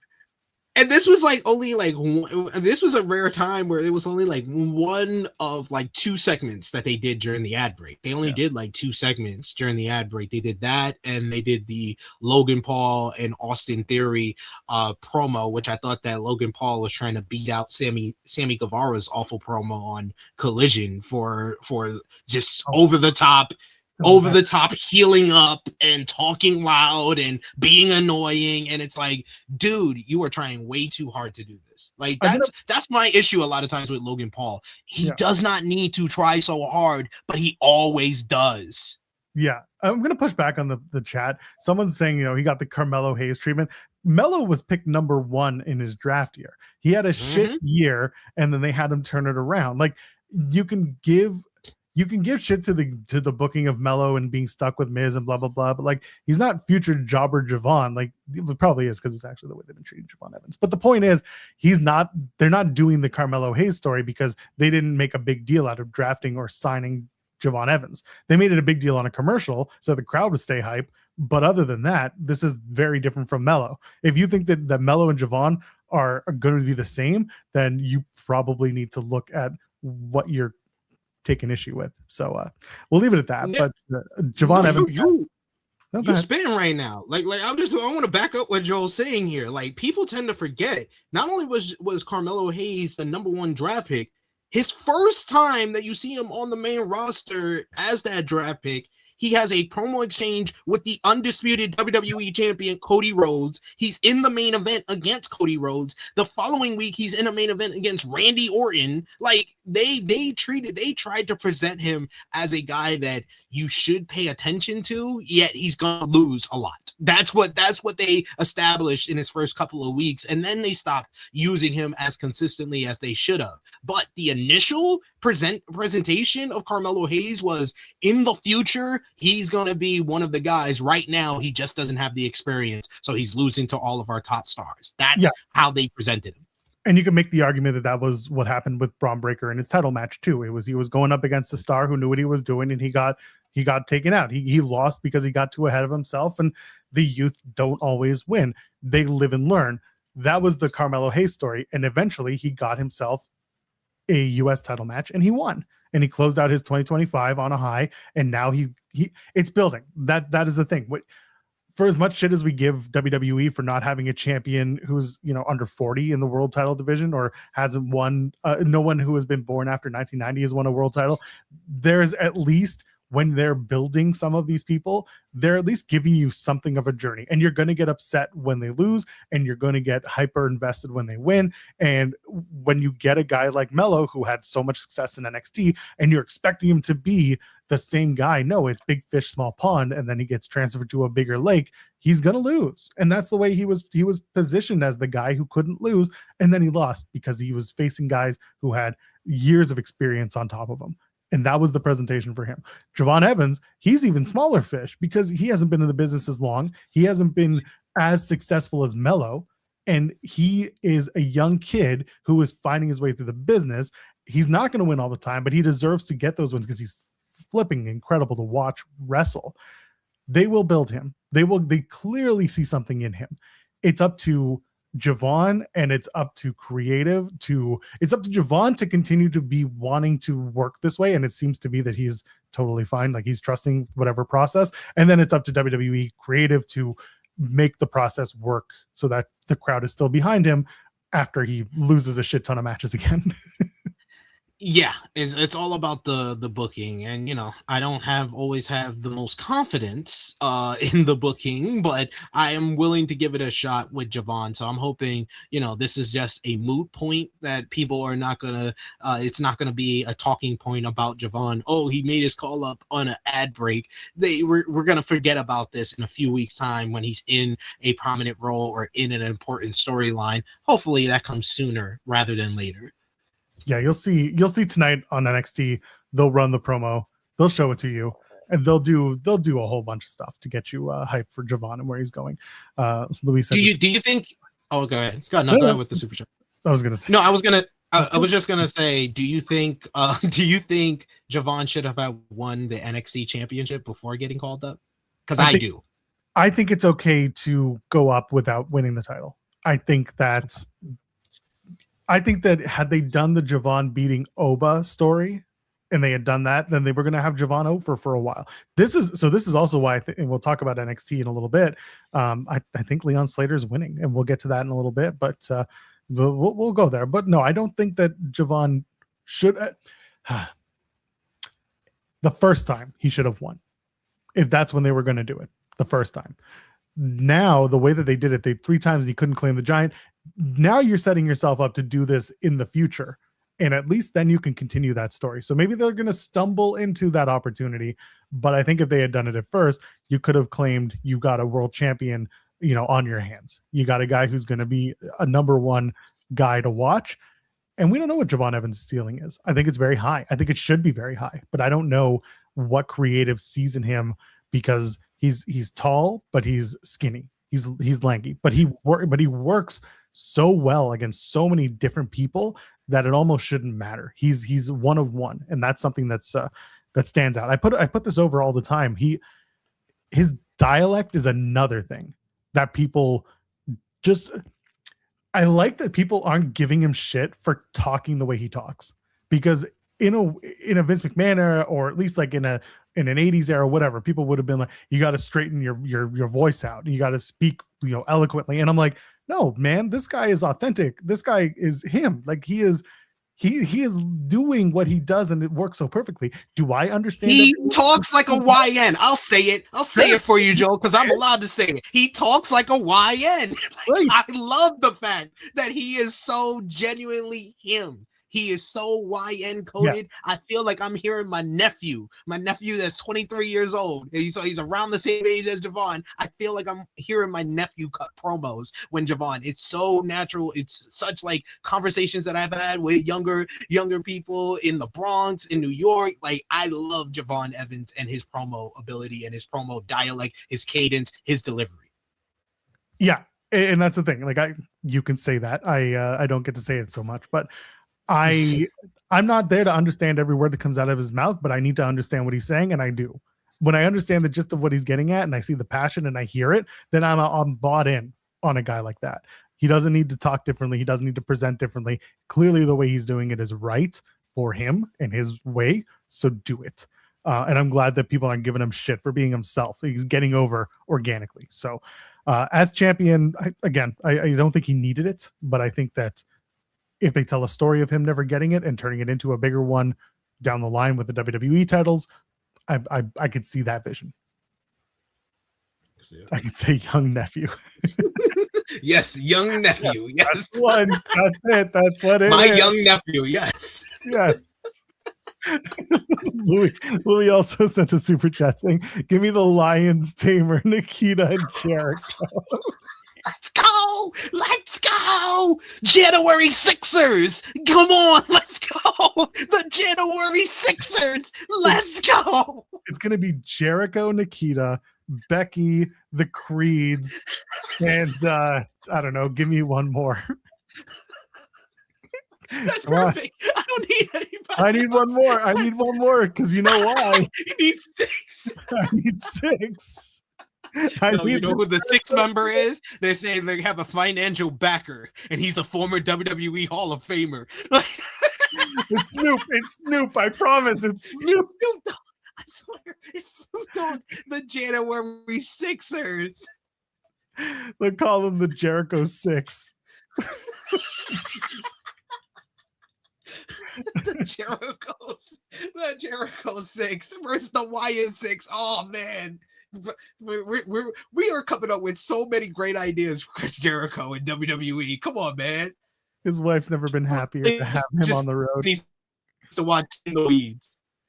That's right. Louis also adds he's declaring for the Rumble. He wants 31. Go to hell, Louis. Oh, the 31 is the worst. The Y26. Stop it. Y26. We're giving them too many freebies. Is there anything else from Raw? Rio win the tag titles. Good for them, I guess.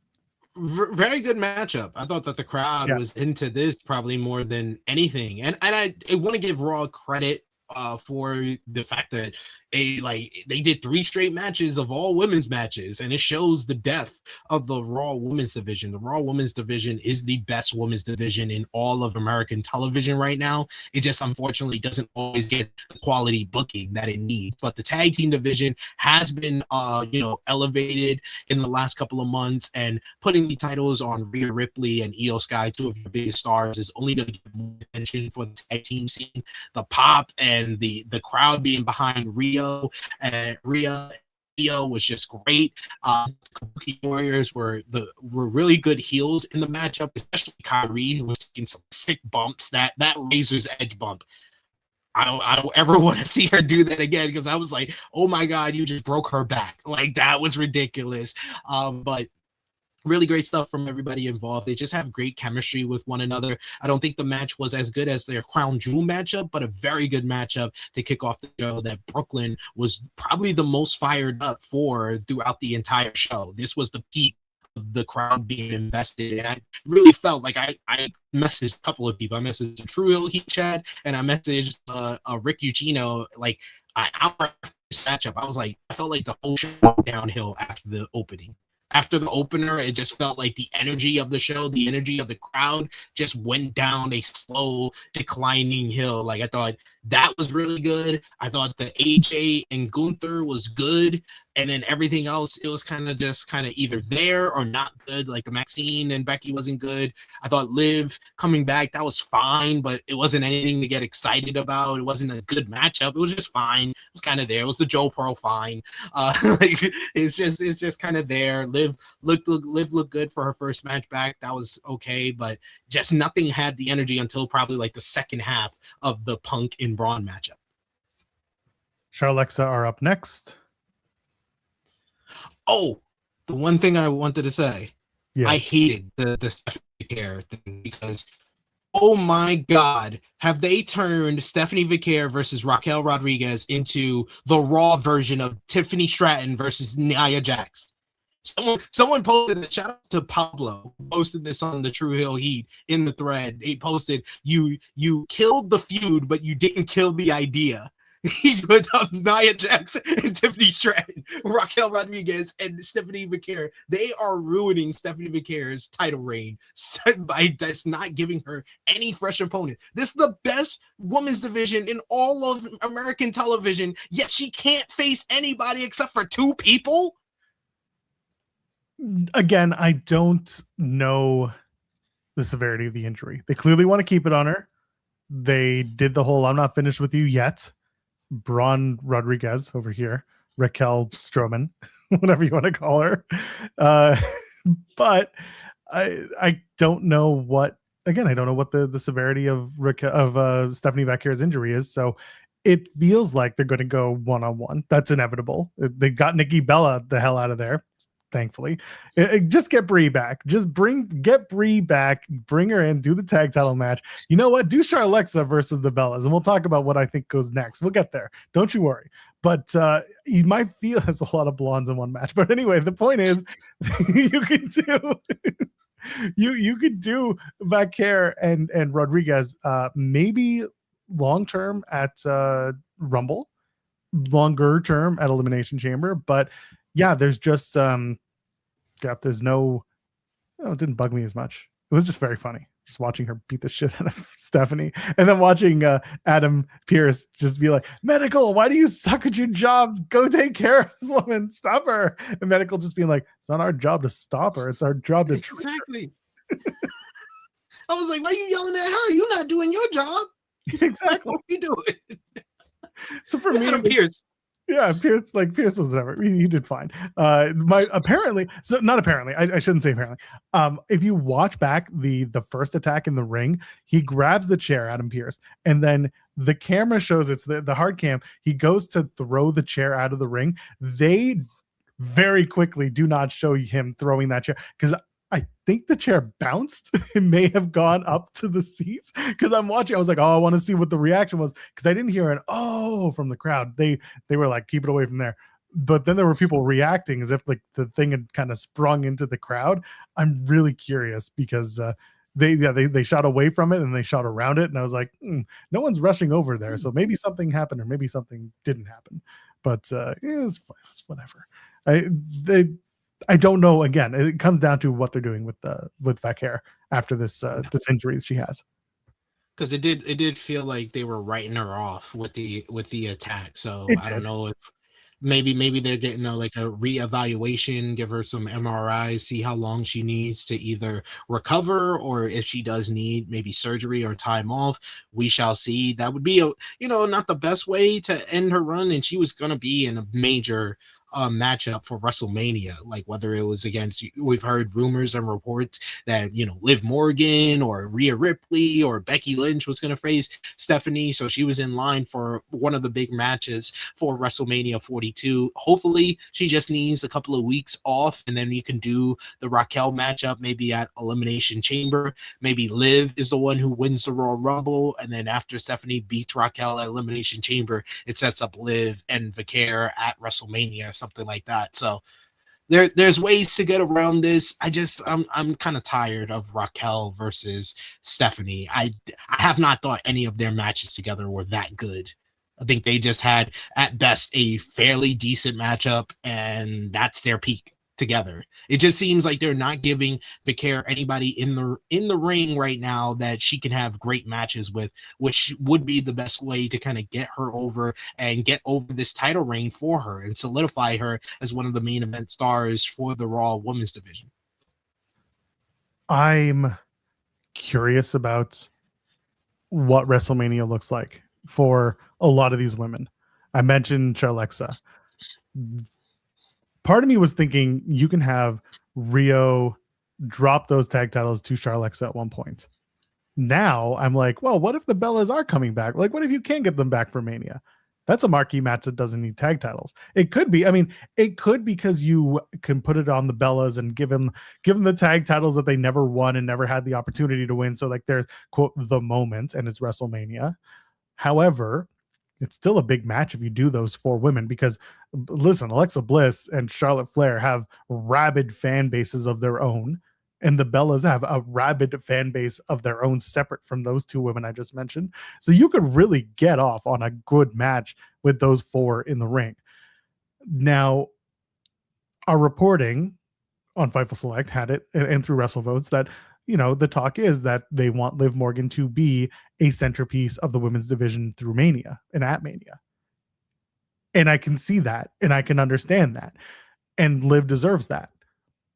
That means you also have to work Liv into the world title picture, which means you're going to do potentially Vaquer versus Liv Morgan. Liv winning the Rumble makes sense to me. She could win an Elimination Chamber, but to me, the Rumble win makes it should be. She's been the Iron Woman for like 3 years straight. Like there's no reason why you wouldn't go that far. She's come back. She's got the crowd behind her. Like it's a big deal. I don't know if you're gonna flip her heel because the crowd really wants, or flip her face, I should say, because the crowd's behind her. But yeah, crowd also likes Stephanie Vaquer. So I don't know what that does from a storytelling and presentation, positioning presentation is what I'm trying to say. It's Tuesday. Can you tell? But it's where, yeah, what do you do with Rhea and Io? I had the feeling that like, okay, you can have them turn. You can have Rhea turn heel. I would love to get a heel Rhea Ripley, a heel Damian Priest, and let them just go off and do new things together or separately. But either way, both of them turning heel. You're not going to turn Io Sky. She's too popular. I get that Rhea's popular, but she could be popular as a heel, or at least the people will play along. So again, going into Mania, like I'm curious about where these women are going to be slotted. I think they can throw, like, we have suggestions in the chat, and I've seen it before about a women's tag team TLC matchup, because they do have the teams that you can make that work, and you can throw a bunch of teams in there and get them the WrestleMania payday. And you know, you got Rio, you got Charlexa, you got the Judgment Day, whether that's Roxanne and Raquel, or another combination with Liv. You got Lash Legend and Nia Jax. You got the Kabuki Warriors. You could throw 5-6 teams. You got Bailey and Lyra Valkyria. A lot of these names that I'm saying here, I don't know what else they would do on a WrestleMania card if you don't do something big that has a bunch of women involved in it. A lot of these women might not even get on the WrestleMania card. So I think that would be the best way to get a lot of women on the WrestleMania card. Use the star power of both Rhea Ripley, Io Sky, Charlotte Flair, Alexa Bliss to get eyes on this matchup to make it feel important. And yeah, you could throw in Chelsea Green and Alba Fire, you could throw in the Bellas, however you want to put in here. I think that's the best way to kind of use all the momentum that you've built for the WWE Women's Tag Team Championship scene and make it a big TLC matchup that features all these women on the card. Hey, Sean. Most importantly, I think we need to break the walls down. It was the upside down here on In the Weeds. And by doing that, again, when we break the walls down, we might have a special guest that does some of that,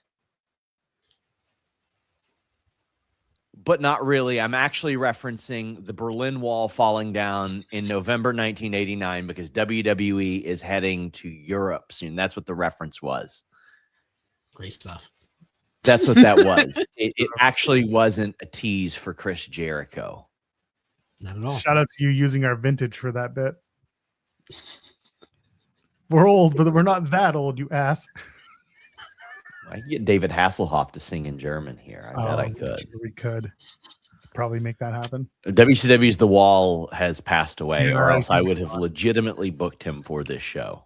Yeah, Jerry Tuit's been gone for a few years now. We're closing in close to 20. I think he died in 03. Yeah. Uh, R.I.P. Absolutely. Only 36, that guy. Yeah, it was wild. He did way too young. Way too young. Yeah. Anyway, how you doing, Sean?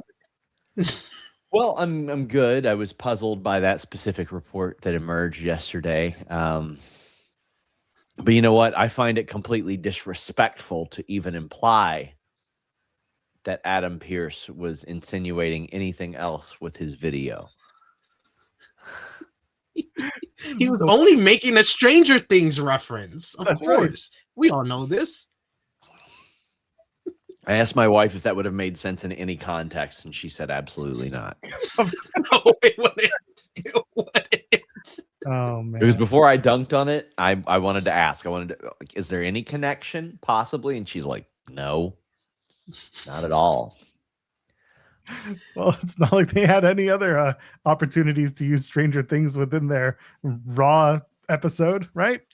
Right. I mean, I don't even have a problem with that. Like the crossover stuff, it's bound to happen. Whatever. I mean, I even let you guys do your little hobby show on the main channel occasionally. So We don't have to. Little hobby show. Damn. Little hobby show. It doesn't need to be this way. No, I like the show. It's my favorite wrestling morning show that exists, and I'm not even joking. Like it's legitimately the best morning show there is because of the honesty there, and because you know, I'm not going to get into that because I love Dave LaGreca. I think Dave LaGreca is a lovely man. He is. I do. Every time I turn on my car radio and I hear Denise on there, though, I'll like record it and I'll send it to her. And I'll be like, whoa, holy shit. Oh my God. Because I have said that she has joined Shaza McKenzie and Destiny FOMO, a couple of my friends, as people whose content I cannot open in an airport. Now, Shaza and Destiny are for categorically different reasons. There's all kinds of butt cheeks and stuff out there. But with Denise, it's a video of her at her computer and she like sees Braun Breaker hit a shoulder block and she's like, fuck, oh my God, whoa, bro, oh, holy shit. And I'm like, all right, Nope. Denise. All right, Denise. When you What's started, cursing? when you started, I was like, oh, Denise doesn't have that kind of content. What are you talking about? Okay. No. It's just her cursing, her screaming obscenities. Yes, of course. Of which I encouraged her to do like 6 years ago. And now she's just like, I didn't realize what I was creating here. Look what You've created this monster. We crowdfunded her cursing on the air for the first time. That's true. When the pandemic That's happened, true. because I was like, listen, Denise, I feel bad. You're getting a lot of bookings like taken away because of this. So what I talked Jimmy into doing was giving her the super chats that we accrued from that specifically. And we raised a couple hundred for that. And little did I know, I think she worked us. I think it's very likely she did. It's that LA brain. Yeah, that's true. Always working, brother. Love to see it. Oh, man. Sean, Well. are you excited for Joe Hendry at TNA Genesis? Long-awaited return. Long awaited. It's only been how many months? It's been months. Multiple. Yeah, it's been months. Months and months and months. But now that he is on the NXT roster, I do have some more NXT related news today. Also, listen, call me a conspiracy theorist. I think there's a chance that Thea Hale Blake Monroe match doesn't happen tonight. Oh. The butterfly effect lives. I think there's a chance. Great film, Butterfly Effect. I recommend it. Never watched it, but I'm very familiar with it. I already know everything that happens in it. Oh, well, yeah. You should watch it, and we should review it. Nah, that ain't happening. That ain't happening. I'll catch you guys later. Take care, Sean. Good seeing you, Sean. The butterfly effect lives. Do the match, cowards. Do the match and let her win. Let her retain the North American Women's title. Do the match. Make it happen. I agree, King Potato. Best work from Ashton Kutcher. Fair. Yeah. Dark State and Bullet Head from Steve Harvey's show. Oh wow. Yeah, he was. Was there anything else that we need to cover from the show? Oh yes, the turn of Rio. No, we did that one. Yeah, we did. Rio getting the win. We talked about the women's tag team division. Yeah, we covered everything from the show. Look at us. Wow, look at Probably us. more than me and Jeremy usually go through Raw. We had Zarian on for like 45 minutes. Exactly. We had 2 run-ins and we still got that done. Live Glass said Rumble idea. No one declares for the Rumble except Chelsea Green, and she wins by default. Perfect. You don't even have a Rumble. Just let Chelsea Green win. That's the way it should go. Just give Ed Koskey what he wants. Ed Koskey came up with the best idea for last year's Women's Royal Rumble. Chelsea comes out at number 30. No one's in the ring. She comes out and she wins. That was perfect. Matt McCarthy's favorite writer. SP3 New Year's Dash was fun. Oh boy, it's V4 time, says Tenruza. That was earlier in the show, but we've come back around. I've been watching New Year's Dash and Wrestle Kingdom since I want to say 2013, 2014. So it's gone like this was like the 12th year that I've watched both of those in concession. The best New Year's Dash that they've ever done was on Monday. It was so well done. That Knockout Brothers versus TMDK is the bar being set for the best tag team match of the year. It was so fantastic, so hard hitting, great psychology being made with how the Knockout Brothers are able to work well with one another, and the teamwork between Oyowa and Zach, but the power and how great of a big man is Oscar. Oscar was a standout in this matchup. Yuto Ice is the star of the team, and his connection with the crowd is ridiculous. The post-match promo that he did and how he got the crowd so fired up, I was like, yo, he's the anti-hero that a lot of New Japan fans thought Gabe Kidd was going to be last year, but Yuto Ice is really it. He just has this charisma, this anti-hero vibe to him that has the essence of New Japan Pro Wrestling. So happy to hear that they have decided to stay with New Japan Pro Wrestling. When the news came out that they got the offer from WWE, I was like, nah, these guys are just too good in New Japan. They're the hottest act in New Japan Pro Wrestling. I was so upset when they weren't on the Wrestle Kingdom card, but they came through and it was an excellent matchup with TMDK and them getting the win against Oyowa and Zach. And I like the tag team division overall since the Knockout Brothers won the titles. It just feels like there's always something going on. They're always involved in some type of feud. I like the setup for Tomohiro Ishii and Taichi versus Yuya Uemura and Shoto Umino. That was a good opening to the show with Morishima. Morishima is my favorite young lion right now. I'm so glad he got that win in the Tokyo Dome, his first time in the Tokyo Dome. I think it's Morishima. I always say Morishima, but it's actually Morishima. That he's so good, and he had a brawl with Ishii. He busted open Ishii. That dude, he's got a future ahead of him. But that was a good opening to the show that set up those two teams to go at it to determine who's going to be the number one contender to face the Knockout Brothers next. So the tag team scene is good. I love the fact that Ichiban Sweet Boys won the IWGP Tag Team Championships because please, let's get all these titles off of the House of Torture. But unfortunately, it was kind of bittersweet because Fujita should be the IWGP Junior Heavyweight Champion. He should not be the Tag Team Champion yet again. He should be the champion. I was very disappointed. The junior matchup at Wrestle Kingdom was probably the match that I hated the most because it just feels like Gato. I don't know if I hate Gato's booking more than Gato hates the juniors at this point. At this point, I think he just hates the juniors more than Joe Pearl hates AEW. Like, it's ridiculous how much Gato hates the juniors. It's disgusting. And the Will Ospreay United Empire angle, that was the best angle they've done on New Year's Dash, probably since the Elite, since Kenny Omega took over the Elite from AJ Styles. That was so well done. Callum Newman is going to have such a big year. I'll pull back the curtain a bit. I've already requested to speak to Callum Newman because I know how big his year is going to be after that angle. It was so well done. It was so nuanced, and they didn't need to pull the trigger on it because they set everything up so perfectly. And Will saying that he's going to come back to New Japan gives you something to look forward to. That was so well done.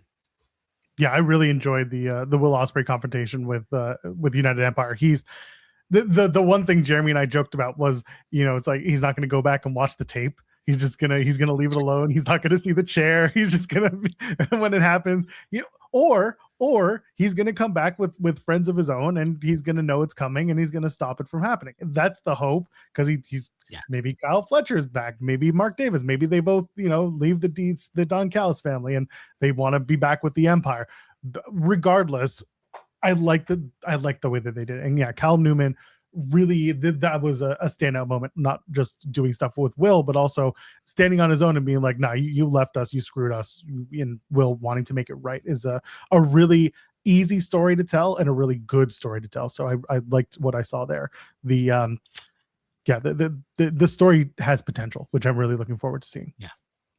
And I just like that a lot of things happen on the show. Like, I didn't even mention Yota Tsuji bringing back the V4 IWGP or Heavyweight Championship, which looks so beautiful. He announced today at the press conference that they are combining the lineage of the World Heavyweight Championship with the Heavyweight Championship. So he is no longer the 17th IWGP World Heavyweight Champion. He is now the 85th at IWGP Heavyweight Championship champion. So that was really well done. I like him saying, I ain't facing no Jake Lee. Yeah, no, Jake Lee, you don't deserve no championship. He said, no, you got to start earning your title shots now. It's not just you get a title shot because you attack somebody, which that has been the theme of New Japan for years, that all you have to do is attack the champion to get a title shot. He said no to that. I like Yota Tsuji basically becoming the CEO of New Japan Pro Wrestling as the IWGP Heavyweight Champion, starting his own faction, Unbound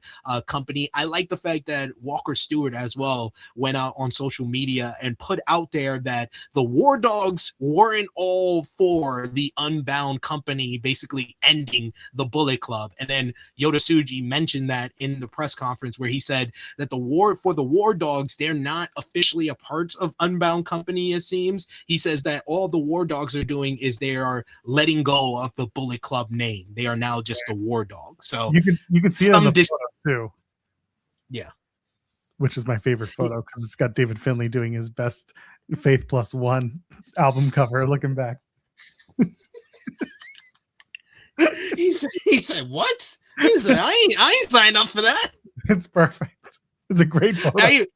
I even like the photo that I saw of Tsuji holding up the IWGP Heavyweight Championship, and it has David Finlay in the background like, what you talking about, big dog? That was the other. So I know you hate House of Torture, which I love for this bit. That means that the last surviving member or outpost of the Bullet Club is House of Torture. House of Torture wins again. I can't sit on the table. Why can't you sit on the table? Because you're too big? Yes. I wouldn't sit on the table either. I hold you? Okay. Well, she just wanted me to give her a hug. She was hugged. My kid, every night when I put him to bed, he'll call me back and be like, Daddy, huggy. I'll be like, go to bed. We're done here. You get no more love after 7:30 p.m. No, my favorite bit that she does is when she does something bad and me or her mom yells at her. She's like, "Oh, hug!" like she just. My kid is mastering the fake apology, and it's so obnoxious. He'll have a meltdown or whatever, and he'll be like, he'll come up and sit in your lap and be like, "Sorry," and we'll be like, "What are you sorry for?"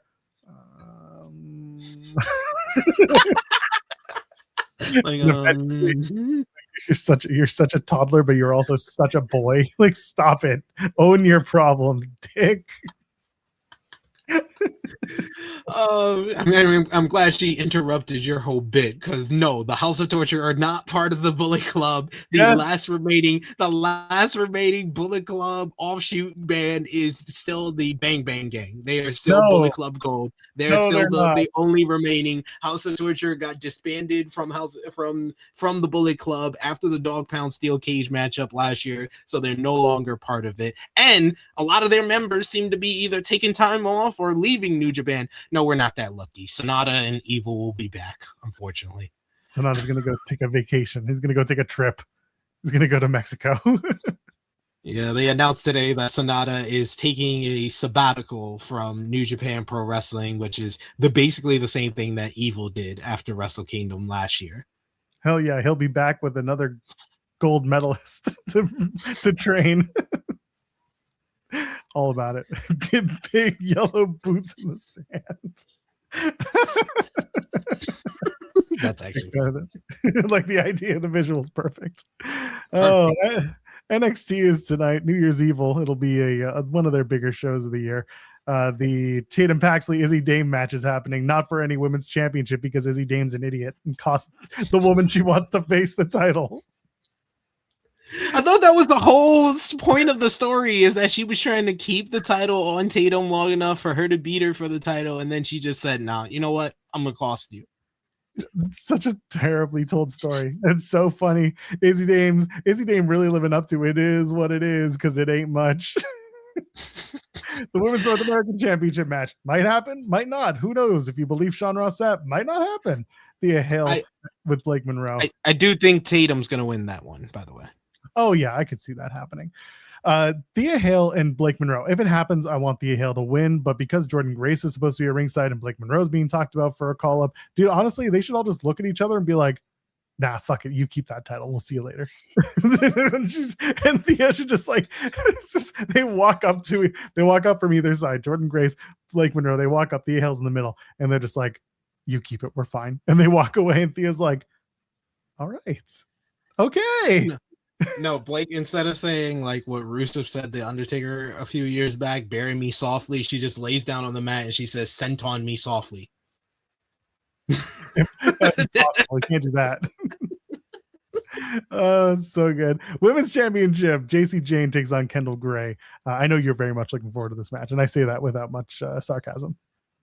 No, I'm actually looking forward to this because it's Kendall Gray time. My Kendall Gray stocks are coming through, and I'm going to cash out real big tonight as she becomes the double champion. It's Kendall 2 belts tonight, baby. It's little Miss Kurt Angle. She's going to come through. She's going to drop the straps. She's going to hit her snap power slam or snap belly to belly suplex. She's going to lock on that arm bar, and JC Jane's going to tap her way all the way to Friday Night SmackDown. Kendall Gray for the win.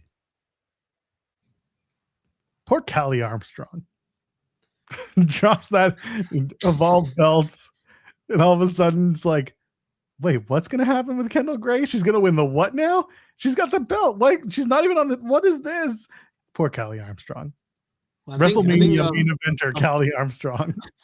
Evolve comes back this week, so maybe they set up that triple threat they tease between Kendall Gray, Callie Armstrong, and PJ Vasa, and Callie Armstrong just wins it back. Yeah, it could be, and then PJ just takes the pin, and that way Kendall never loses. Yeah. Sure, why not? Exactly. And then Kendall gets called up to NXT. I think JC wins because I think in the main event, I think Leon Slater is going to shock Obafemi. I think he's going to he's going to be in the Javon slot. Obafemi's already being promoted for SmackDown multiple weeks in. I think they're just going to do it. I think they're going to give Leon Slater the big title. They want him. They want that man on WWE Pro. They want him. Capital W want him. Again, he's on Genesis. He's doing a triple threat for the X Division title. He's probably not eating that pin.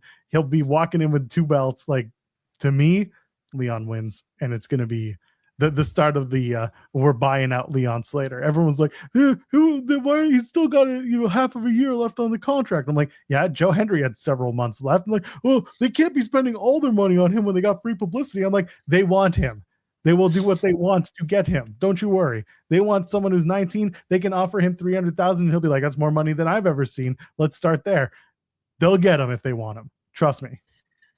Yeah, they want Leon Slater. I can easily see them strapping the rocket to Leon Slater, having him win the championship, becoming the first TNA wrestler to win a WWE title. That would be a huge accolade for him. I don't know how I feel about Javon not getting the job done, but then his TNA twin doing the thing that he wasn't able to do.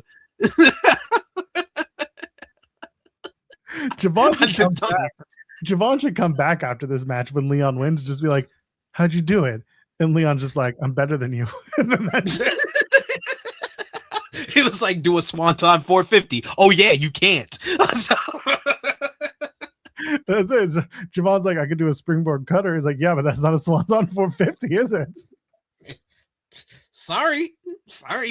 That was the difference. That was the difference maker. I could easily see that happen. I'm gonna go with Obafemi though, because I can see them also doing the Asuka with Obafemi, having him win and then relinquishing the title before he goes to the main roster.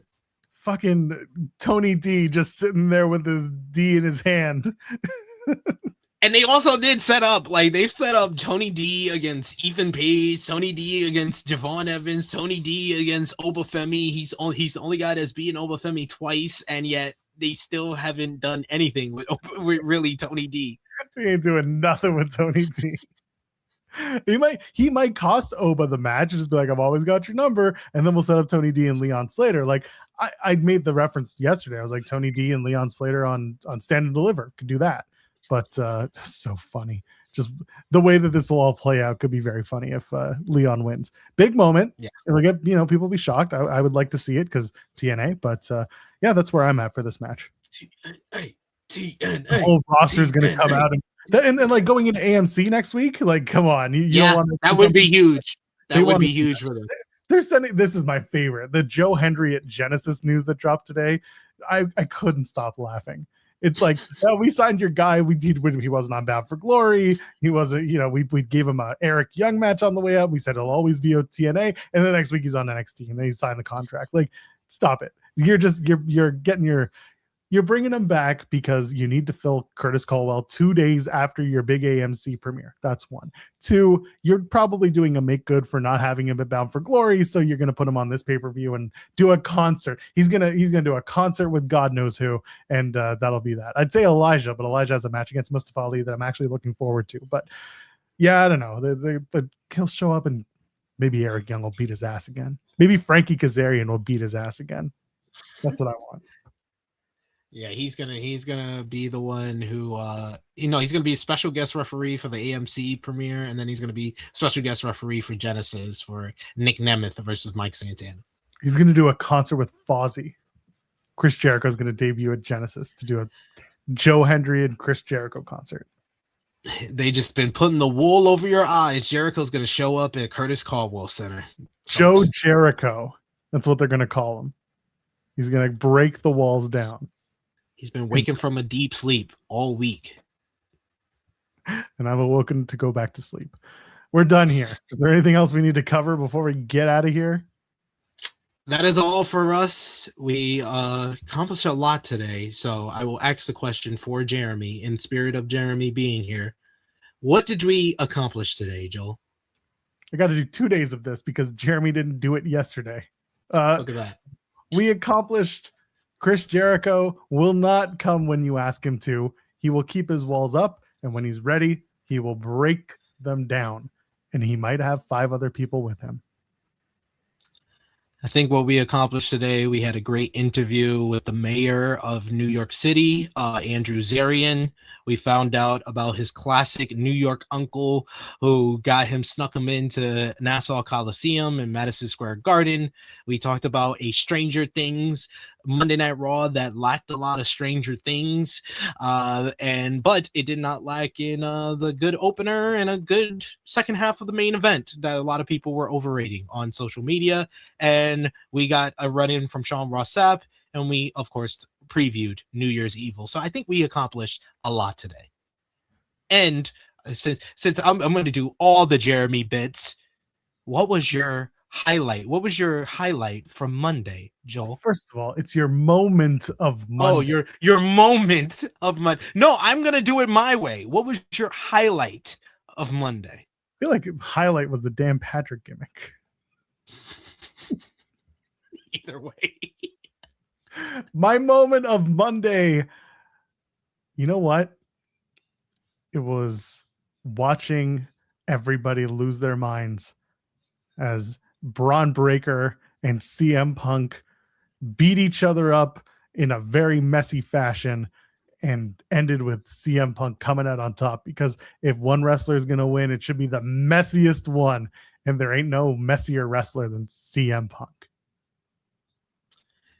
And my highlight moment of Monday was Sadie Sink, aka Max Mayfield, showing up on the Jimmy Kimmel or Jimmy Fallon show in New York City in the afternoon, and not even spending any time whatsoever making her way to Brooklyn, New York to sit front row to be at the Stranger Things Monday Night Raw. And the fact that Lucas and Erica wanted to come to the show, but AAA says, I don't see color, so their tickets got lost in the mail. Well, one day we'll all break the walls down about this whole conversation. SP3, put yourself over. Let's get out of here.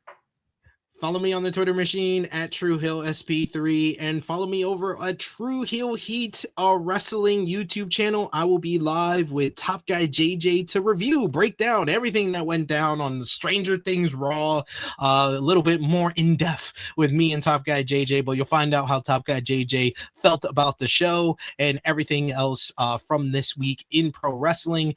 And I would say you would usually follow me at True Hill SP3, but my account got hacked. So if anybody gets any messages about money, don't listen to it. Don't click the link. Don't do anything like that. And you can follow me at True Heel Heat instead. People asking about the BDE. Yes, BDE signed with TNA. Good for him. He came out, had a good showing. AJ Francis loves him. What's his face? Sam Callahan loves him. It made sense. So hopefully he gets better as a wrestler and better as a promo. And this is a great place for him. There. I've given you my thoughts on BDE. He is fine. Happy? You know who he is.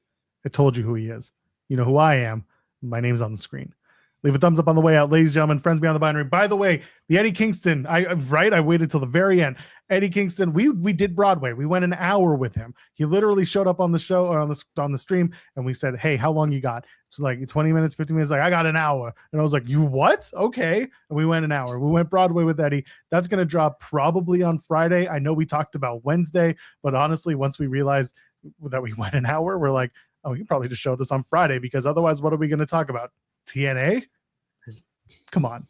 So we'll do it on Friday. It's a great interview. Looking forward to everyone seeing it. For SP3, you know who I am. Leave a thumbs up on the way out. Ladies and gentlemen, friends beyond the binary. We'll see you in the next one. Cheers.